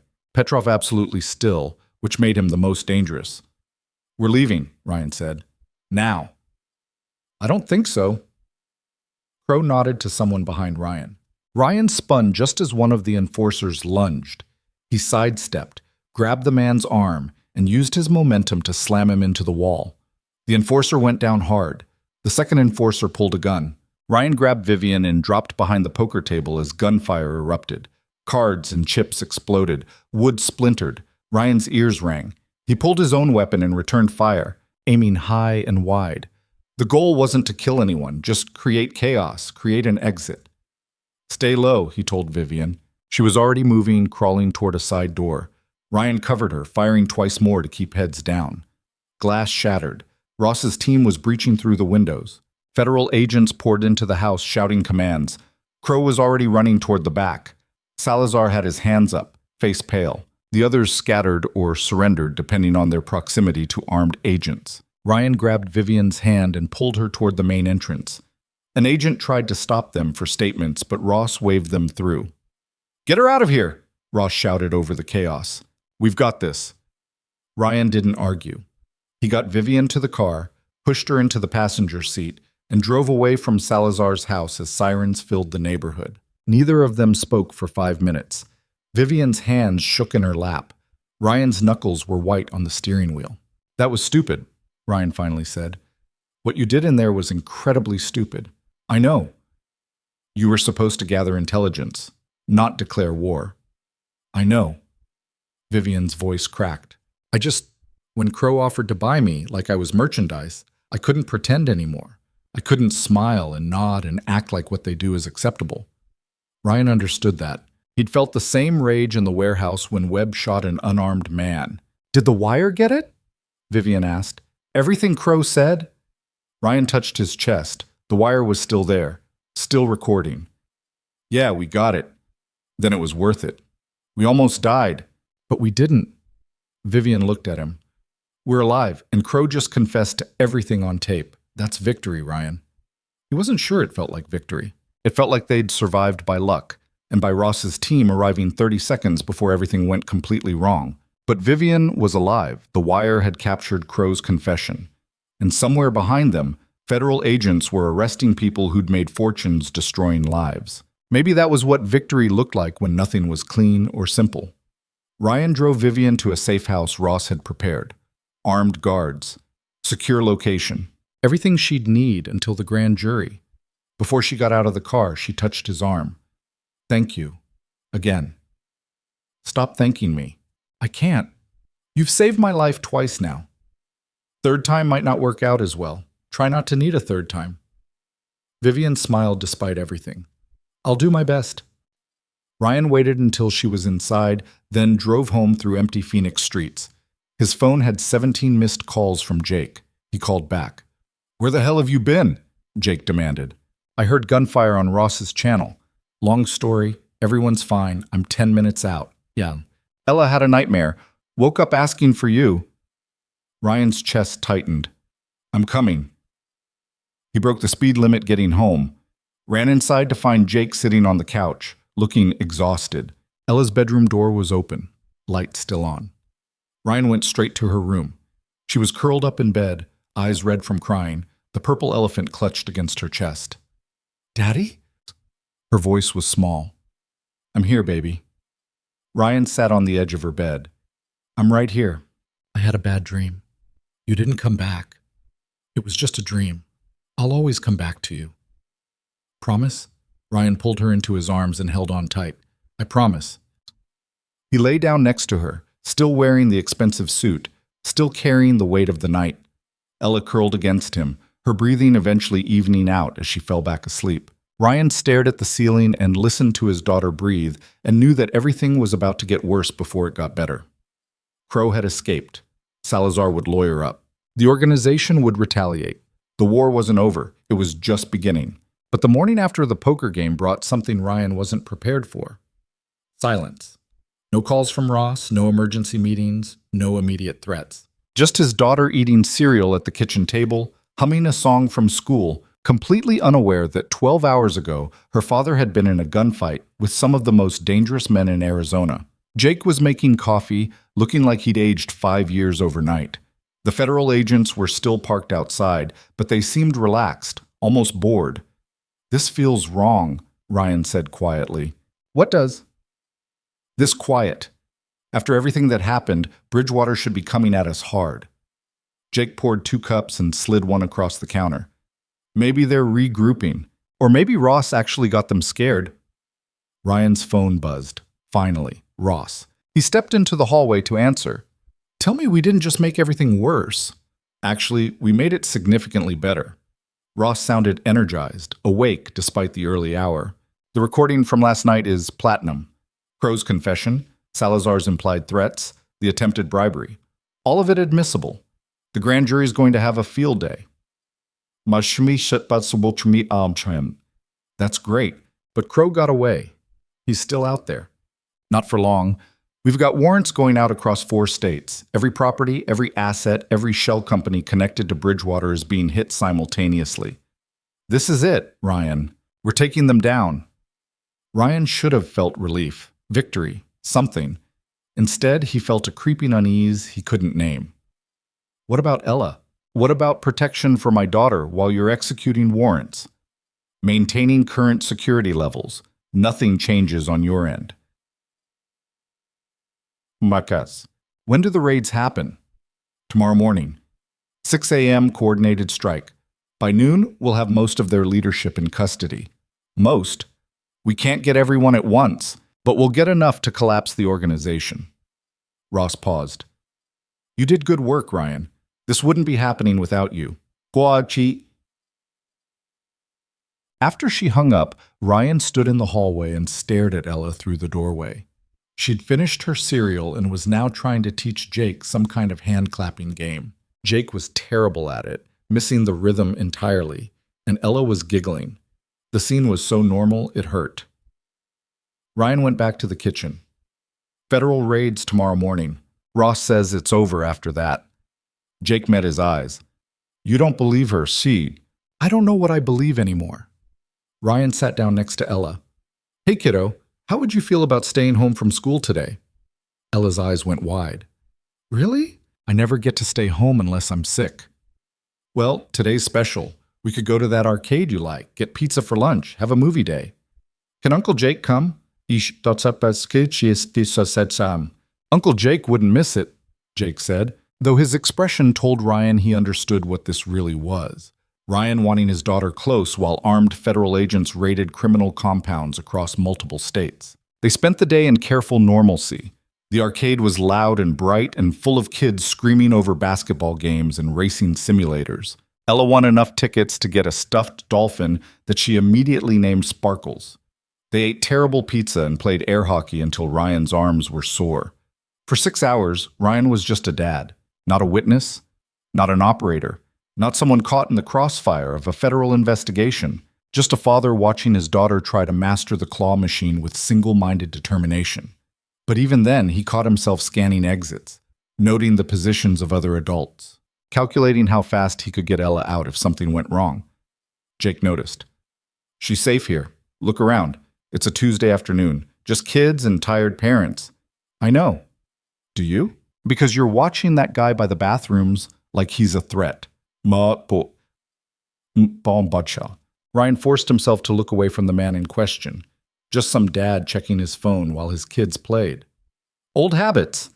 Those habits are going to eat you alive if you don't let them go. Ryan wanted to argue. Wanted to explain that letting his guard down was how people got hurt. But Jake was right. He could feel the constant vigilance wearing him down, grinding away at whatever was left of the person he used to be. Ella came running back with Sparkles the dolphin, breathless and happy. Daddy, can we do the racing game? The one with the motorcycles? Sure, baby. They raced virtual motorcycles through impossible courses. Ella crashed immediately and laughed about it. Ryan came in second and pretended to be disappointed. Jake refused to play, claiming motion sickness, but really just wanting to watch them together. On the drive home, Ella fell asleep in the back seat, clutching Sparkles. The stuffed dolphin was already stained with pizza sauce. She needed this, Jake said quietly. We both did. You know, tomorrow changes everything, right? Once those raids go down, you're going to be pulled back into it. Statements, testimony, all the bureaucratic nightmare that comes with taking down a criminal network. Ryan glanced in the rearview mirror at his sleeping daughter. I know. That's why I wanted today. They got home at dusk. Carol was on her porch, watering plants, and waved when she saw them. Everything looked exactly as it should. Quiet suburban street, neighbors going about their lives, no visible threats. Ryan carried Ella inside and put her on the couch. She stirred but didn't wake. Jake turned on the TV to some nature documentary, volume low. I'm going to check in with Ross, Ryan said. Make sure everything's set for tomorrow. He called from the backyard, watching the sky turn orange and purple over the desert. Ross answered immediately. Everything all right? Just wanted confirmation on timing, 6 a.m.? Across the board. Phoenix, Tucson, Albuquerque, Las Vegas, San Diego. We're hitting 15 locations simultaneously. And Crow? We have 3 probable locations. Teams will hit all 3. What about Salazar? Already lawyered up, but we have enough to hold him. He's not going anywhere. Ryan watched a hawk circle overhead, hunting. This feels too clean, too easy. It's not easy. We've been building this case for 3 years. You gave us the final piece. Now we execute. What do you need from me tomorrow? Stay home. Stay with Ella. Let us do our job. After the arrests, we'll debrief you, and then you're done. New identities, relocation, protection, everything we promised. Done. The word should have brought relief. Instead, it felt hollow. Ryan ended the call and stood in his backyard as darkness settled. Somewhere out there, Crow was making his own plans. Salazar was talking to lawyers. Webb was in the wind. The machinery of Bridgewater was wounded but not dead. And tomorrow, Federal agents would try to finish what Ryan had started in a parking lot a lifetime ago. He went back inside. Ella had woken up and was showing Jake her new dolphin, explaining in great detail why she'd chosen the name Sparkles. Jake listened with patience that would have seemed impossible to anyone who'd known him in the service. "Bath time, baby," Ryan said. "Do I have to?" "Yes, you smell like arcade and pepperoni, Deb." Ella laughed and ran upstairs. Ryan followed, ran the bath, sat on the bathroom floor while she played with foam letters that spelled nonsense words. She was happy, safe, completely unaware that tomorrow might change everything. After the bath, Ryan read her 3 books, even though the rule was 2. Ella fell asleep halfway through the 3rd one. Her damp hair spread across the pillow, Sparkles tucked under one arm, and the purple elephant under the other. Ryan sat on her floor for a long time after she was asleep, just listening to her breathe, memorizing the moment. Jake found him there an hour later. "You okay? Ask me tomorrow." "Fair enough." Jake sat down next to him. "You know, whatever happens with the raids, you did something important. You stopped bad people from hurting more innocent ones. That matters." Does it? A man still died in that warehouse. Vivian almost got killed at the poker game. My daughter has nightmares about me not coming home. What exactly did my heroism accomplish? It accomplished giving those federal agents the evidence they needed to take down a trafficking network. How many lives is that worth? How many kids like Ella won't be taken because Bridgewater's operation gets shut down? Ryan looked at his sleeping daughter. "I just want her safe." "I know. And after tomorrow she will be. New city, new start. No one looking over your shoulder. You can go back to being just a dad. You think it's that simple? No, but I think you can try." They went downstairs. Ryan made food he didn't eat. Jake scrolled through his phone, reading updates from contacts still in the service. The federal agents outside changed shifts at midnight. Ryan tried to sleep. Couldn't. Got up at 3 a.m. and made coffee. Watched the clock tick towards 6. At 5:30, his phone rang. "Ross, we have a problem." Ryan's stomach dropped. "What kind of problem?" "One of our teams just reported in from the Las Vegas location. The house was empty. Completely cleared out. No furniture, no computers, nothing. Someone tipped them off." "Which location?" "The one where we expected Crow." Ryan was already moving, grabbing his shoes. He ran. "Looks like it. We're still hitting the other locations, but if Crow knew we were coming, then he's planning something. You need to pull the teams back. We're committed. The warrants are signed. We have to execute." "Ross, listen to me. If Crow knew about the raids, he's not just running, he's striking back. Where would he hit? Where would hurt you most?" Silence on the line. Then, "Witnesses. He'd go after witnesses." "Vivian. She's in protective custody. Armed guards. Secure location. And me. And Ella." Ryan heard Ross shouting orders to someone. "I'm sending additional units to your location right now. Lock down. Don't open the door for anyone except agents you personally recognize." Ryan was already running up the stairs. "Jake! Get Ella! Now!" Jake appeared in the hallway, instantly alert. "What's happening?" "Crow knows about the raids. He's coming." Jake didn't ask questions. He went straight to Ella's room. Ryan heard his daughter's sleepy protest, Jake's quiet reassurance. Ryan looked out the front window. The federal agents outside were still in their sedan, apparently unaware of any threat. One was drinking coffee. The other was looking at his phone. Then the car exploded. The blast shattered Ryan's front window. He hit the floor, covering his head as glass rained down. His ears rang. Smoke billowed from the burning sedan. "Basement!" Ryan shouted. "Take Ella to the basement." Jake appeared with Ella in his arms. She was crying, terrified. Jake's expression was pure combat mode, focused, deadly calm. Ryan grabbed the gun he kept in the hall closet, checked the magazine. "Get her downstairs and barricade the door. Don't come out until I say." "Ryan, go!" Jake ran. Ryan moved to the window, staying low, trying to see through the smoke. 3 vehicles pulled up to the house. Men poured out, at least 8, maybe more.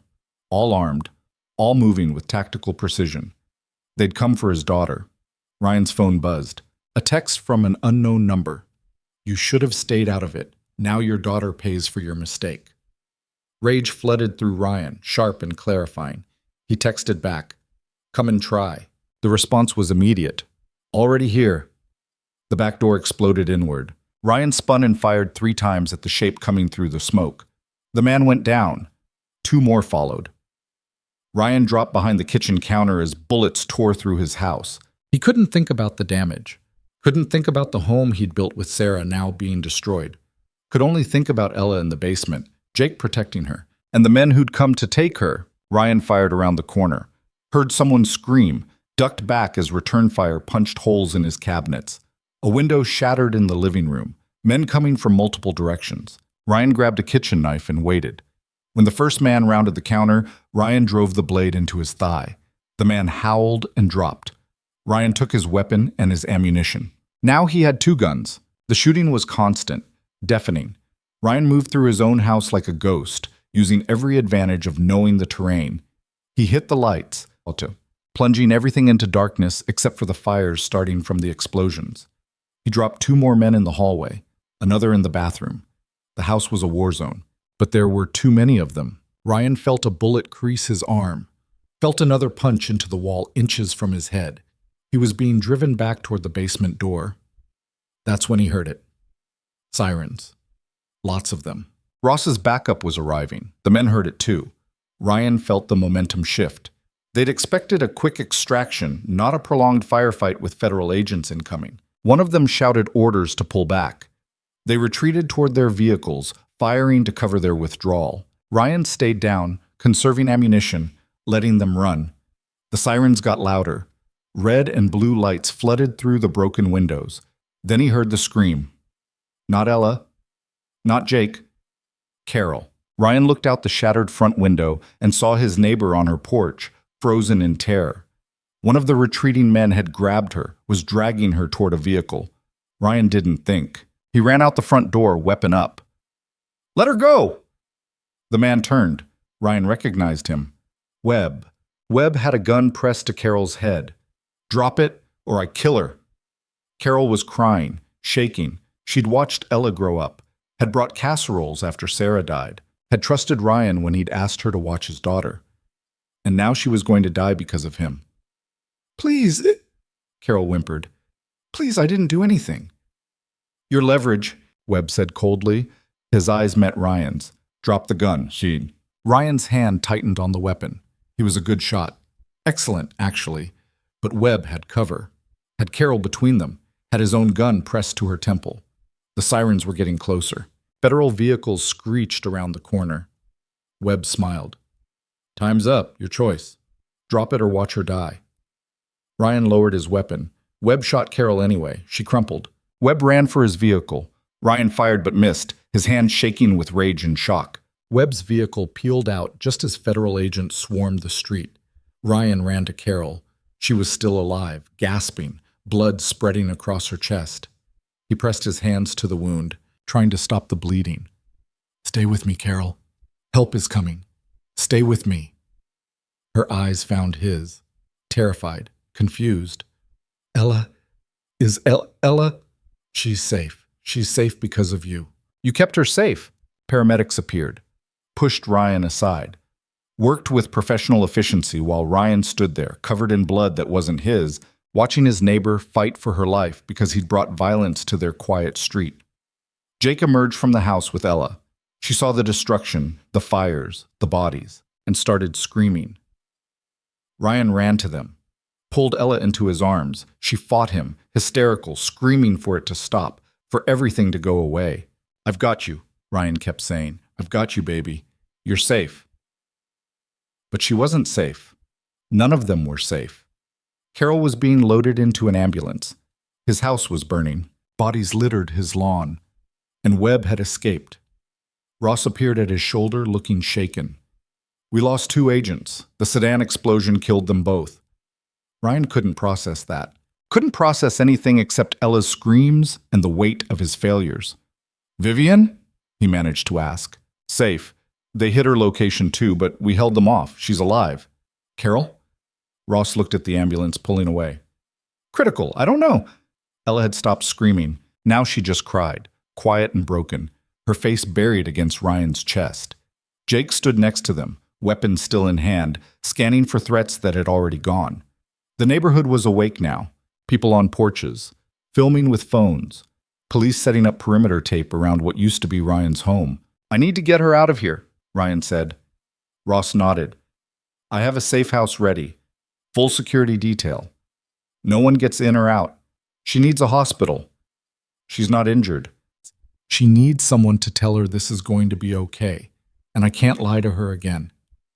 "Oh, just about the Ross stepped closer. Her voice dropped. "Crow did this. He knew we were coming, and he struck first, but we got everyone else. Salazar, Menendez, Brighton, Petrov, all in custody. It's just Crow and Webb now, and we will find them." "When? How many more people have to die first?" "I don't know, but I swear to you, we will end this." A black SUV pulled up. Jake loaded Ella into the back seat. She wouldn't let go of Ryan, so he climbed in with her, holding her while she shook. The drive to the safe house took 40 minutes. Some anonymous building in Mesa, all security cameras and reinforced doors. Armed agents everywhere. They put Ryan and Ella in a room with 2 beds, a bathroom, and no windows. "I want to go home," Ella whispered. It was the first thing she'd said since the screaming stopped. "We can't right now, baby." "Why not?" Ryan didn't know how to answer.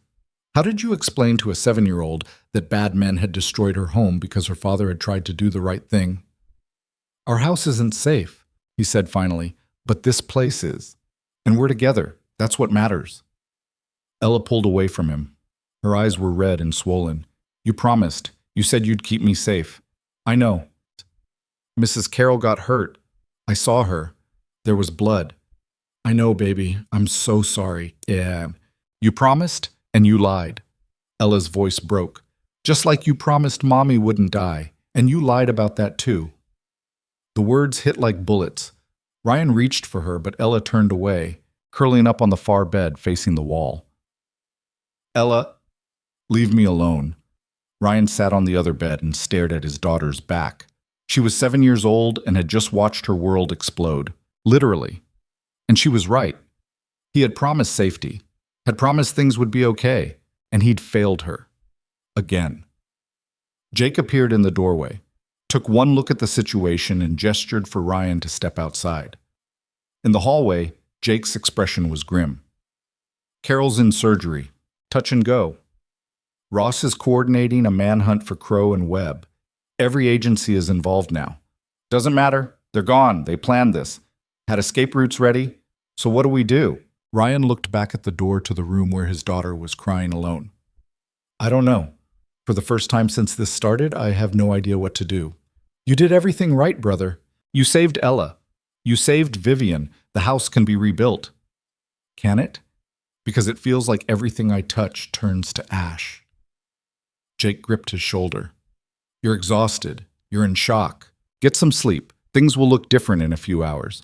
Sighed, Mutts. But Ryan knew they wouldn't.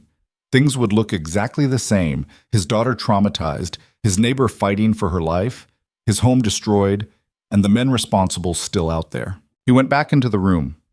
Ella hadn't moved. Ryan lay down on his bed and stared at the ceiling, listening to her quiet sobs, and wondered how many more people would get hurt before this ended. His phone buzzed. A message from Vivian. "Ross told me what happened. I'm so sorry. Is Ella okay?" Ryan stared at the question. No, his daughter wasn't okay. She might never be okay again. He typed back, "She's alive. That's all I've got right now." Vivian. "That's everything. I know it doesn't feel like it, but you saved her. Webb would have taken her if you hadn't been there." Ryan. "Webb shot Carol." Vivian. "I know. It's not your fault." Ryan. "Feels like it is." He put the phone away and closed his eyes. Sleep wouldn't come. Just images of the explosion, the firefight, Carol falling, Ella screaming. Sometime after midnight, he heard movement. Ella had gotten up and crossed to his bed.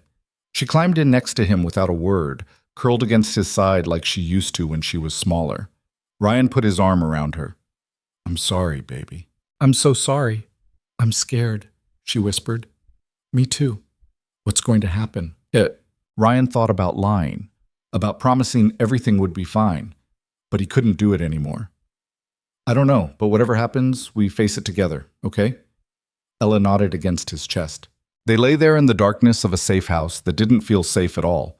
Two people who'd lost too much already, waiting for a dawn that would bring either resolution or more violence. Ryan didn't know which one he was hoping for anymore. He just knew that somewhere out there, Crow and Webb were planning their next move.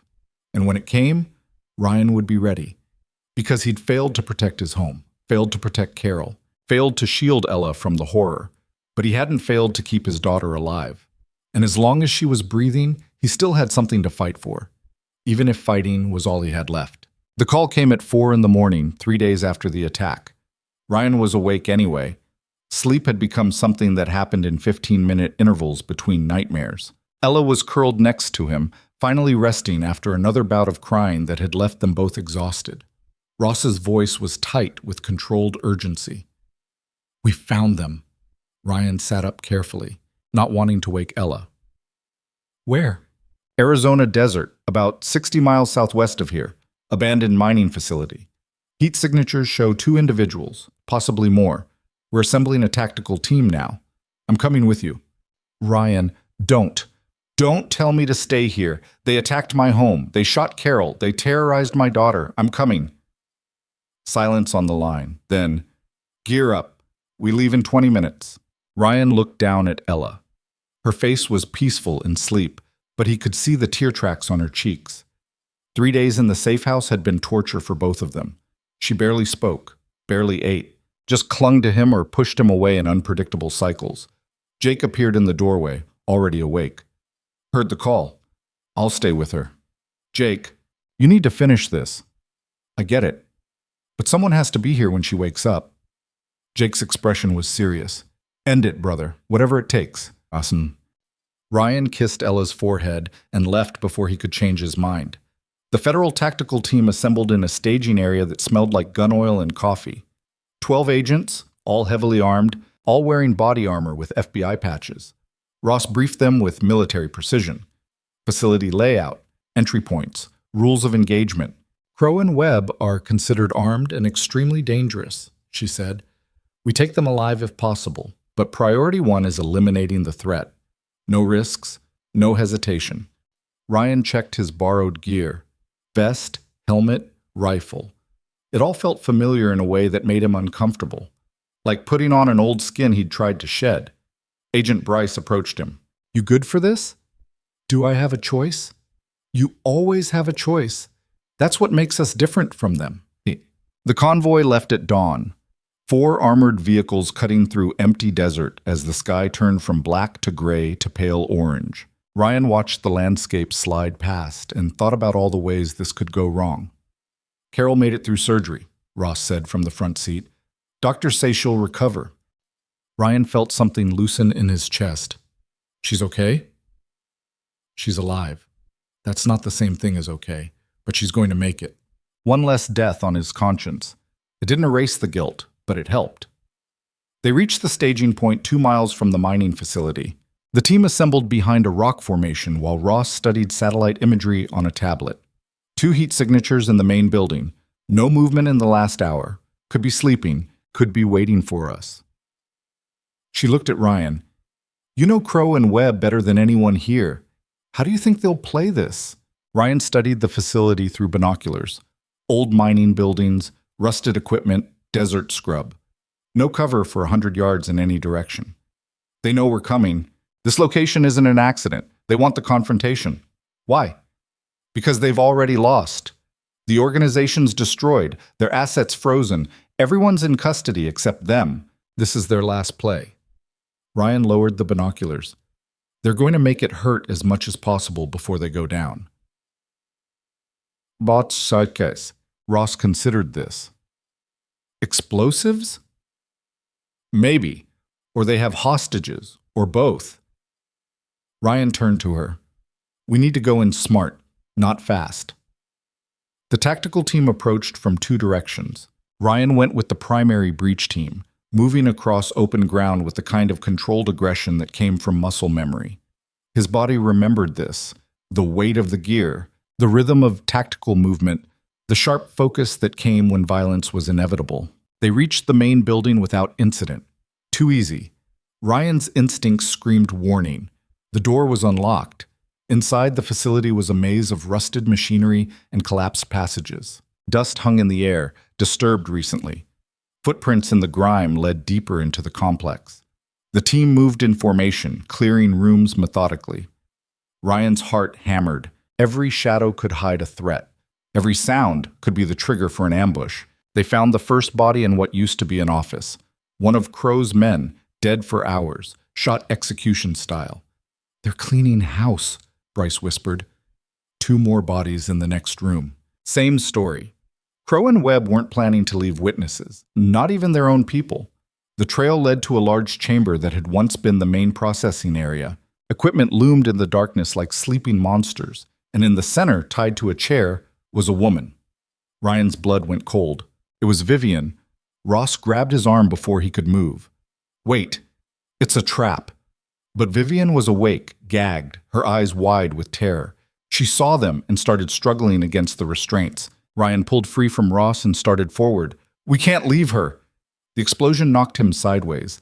Not close enough to kill, but close enough to scatter the team. Ryan's ears rang. Through the dust and smoke, he saw figures moving. Crow and Webb emerging from concealment.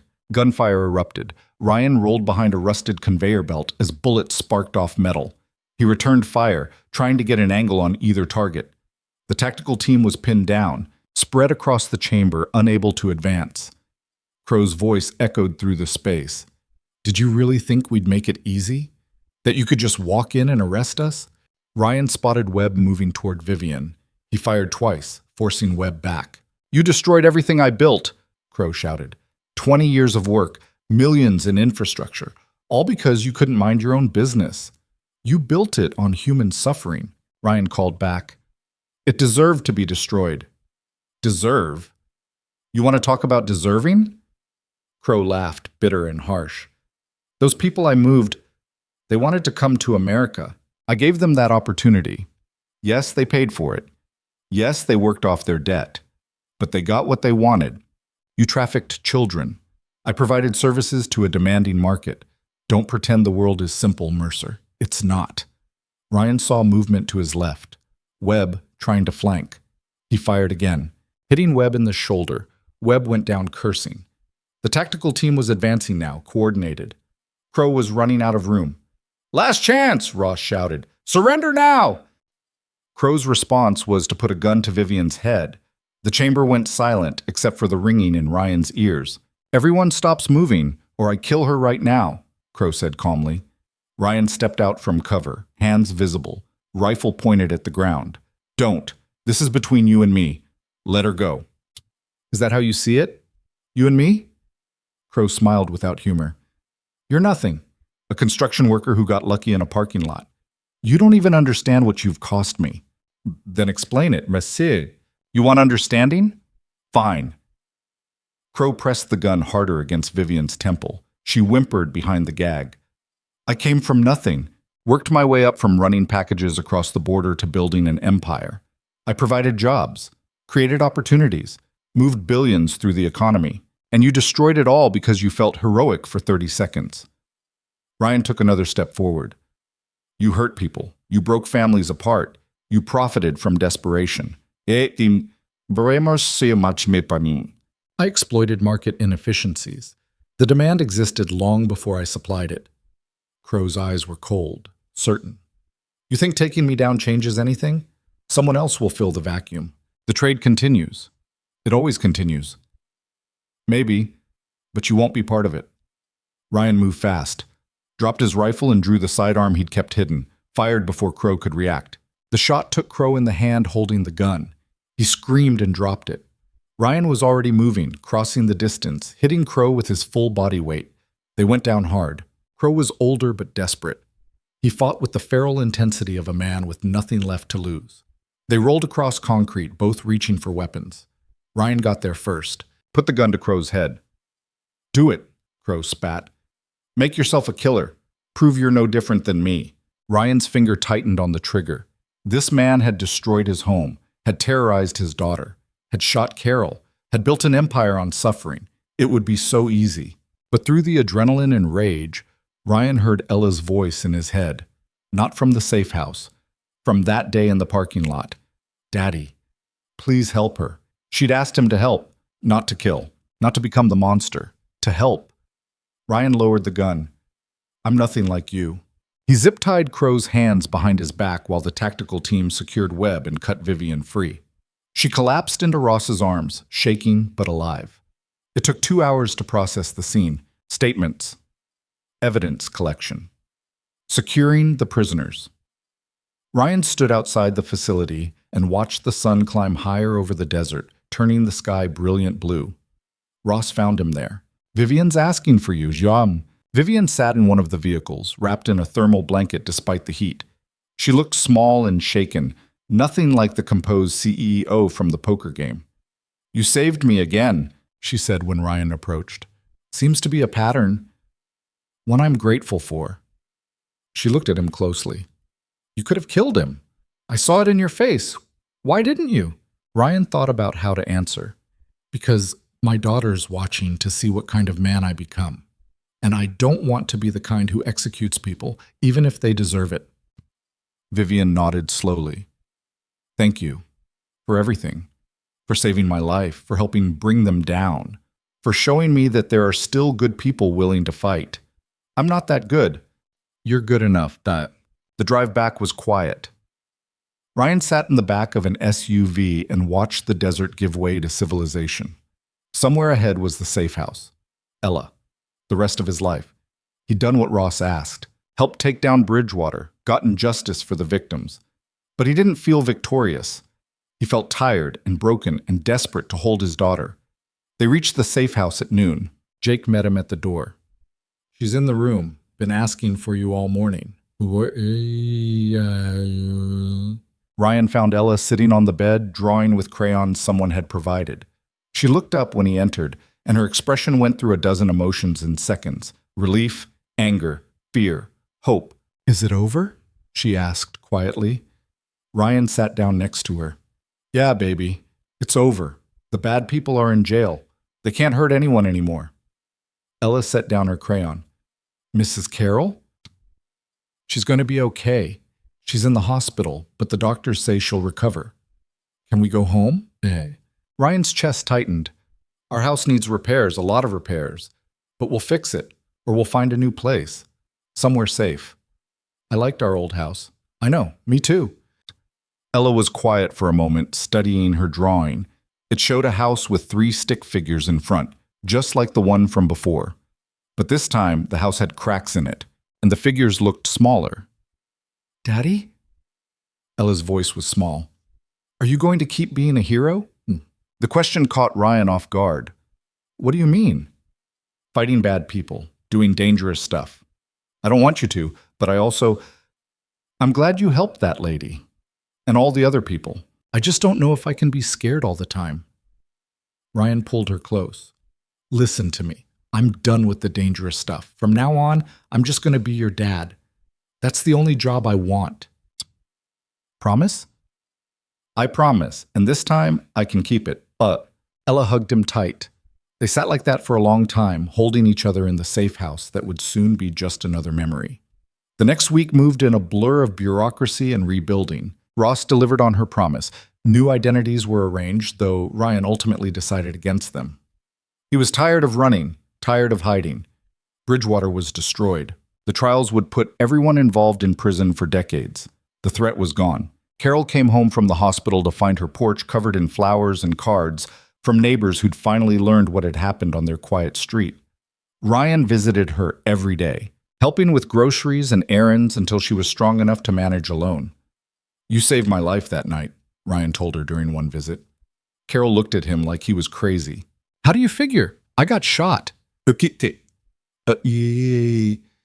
Webb was going to take Ella. You being there, him grabbing you instead, it gave me time to get her to safety. You saved her without even knowing it. Carol's eyes filled with tears.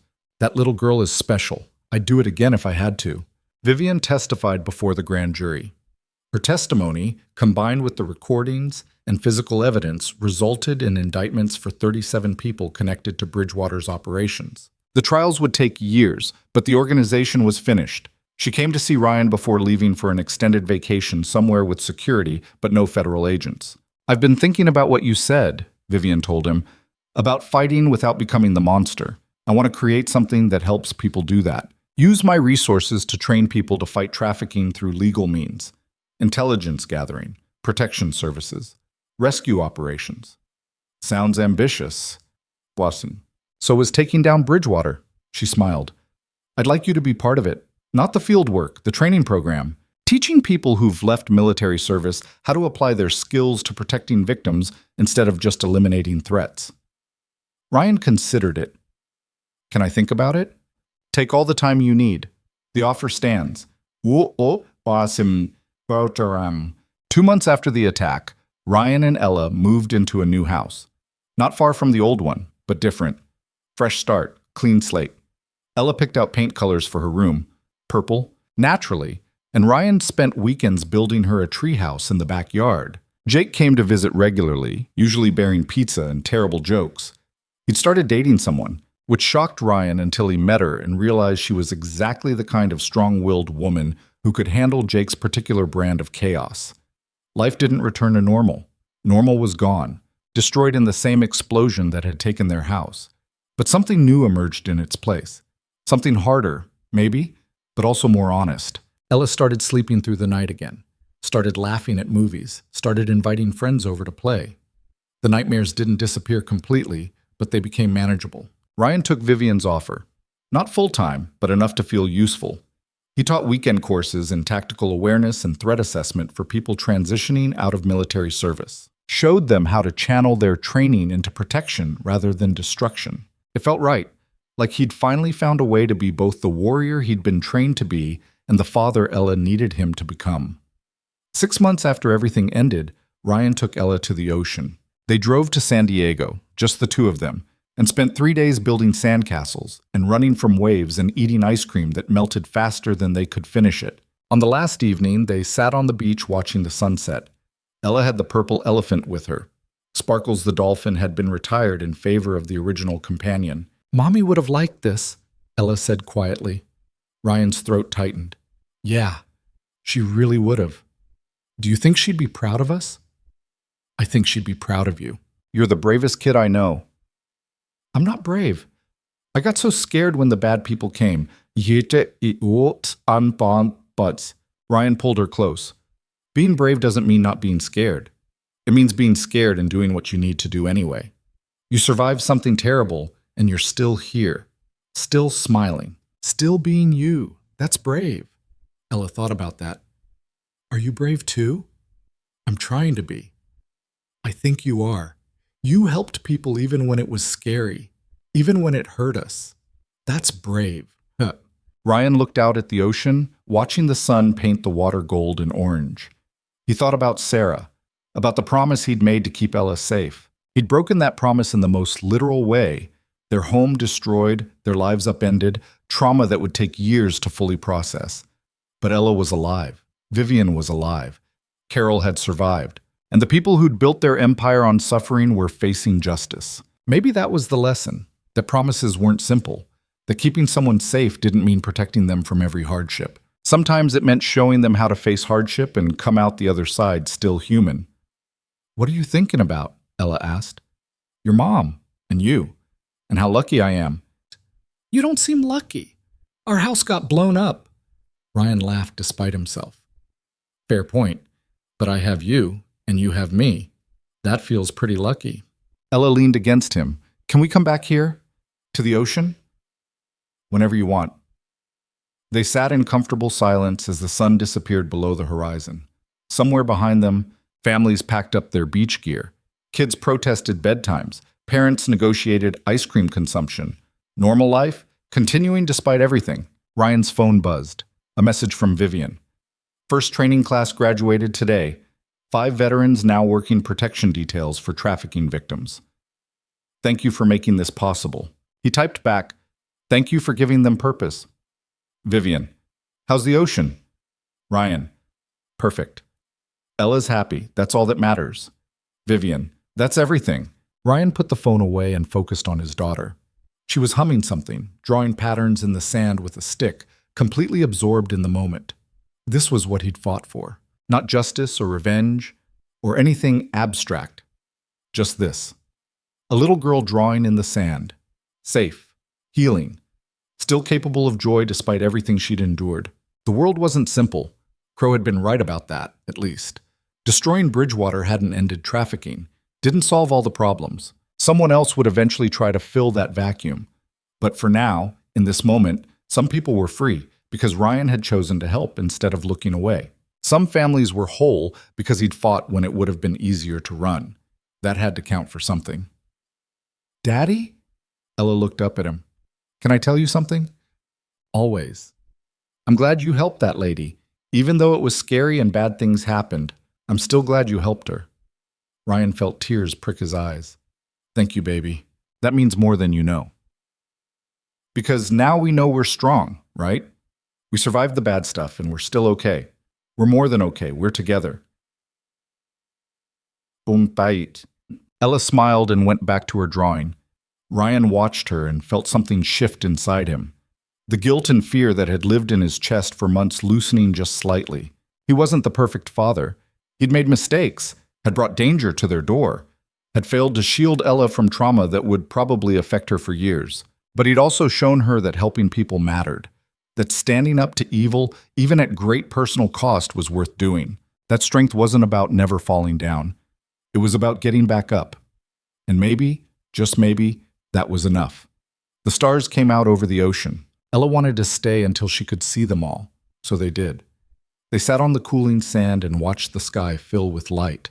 Father and daughter, survivors both. In the distance, waves crashed against the shore with steady rhythm, constant, relentless, breaking and reforming. Just like people, Ryan thought, just like life. You got broken. You put yourself back together. The cracks remained, but they didn't have to define you. Ella fell asleep against his shoulder. Ryan carried her back to their hotel, tucked her into bed with the purple elephant, and stood watching her for a long time. Tomorrow they'd drive home, back to their new house, back to school and work and therapy sessions, and the slow process of building a normal life from the pieces of what they'd lost. But tonight, they were here, safe, together, healing, and that was more than enough. That was everything.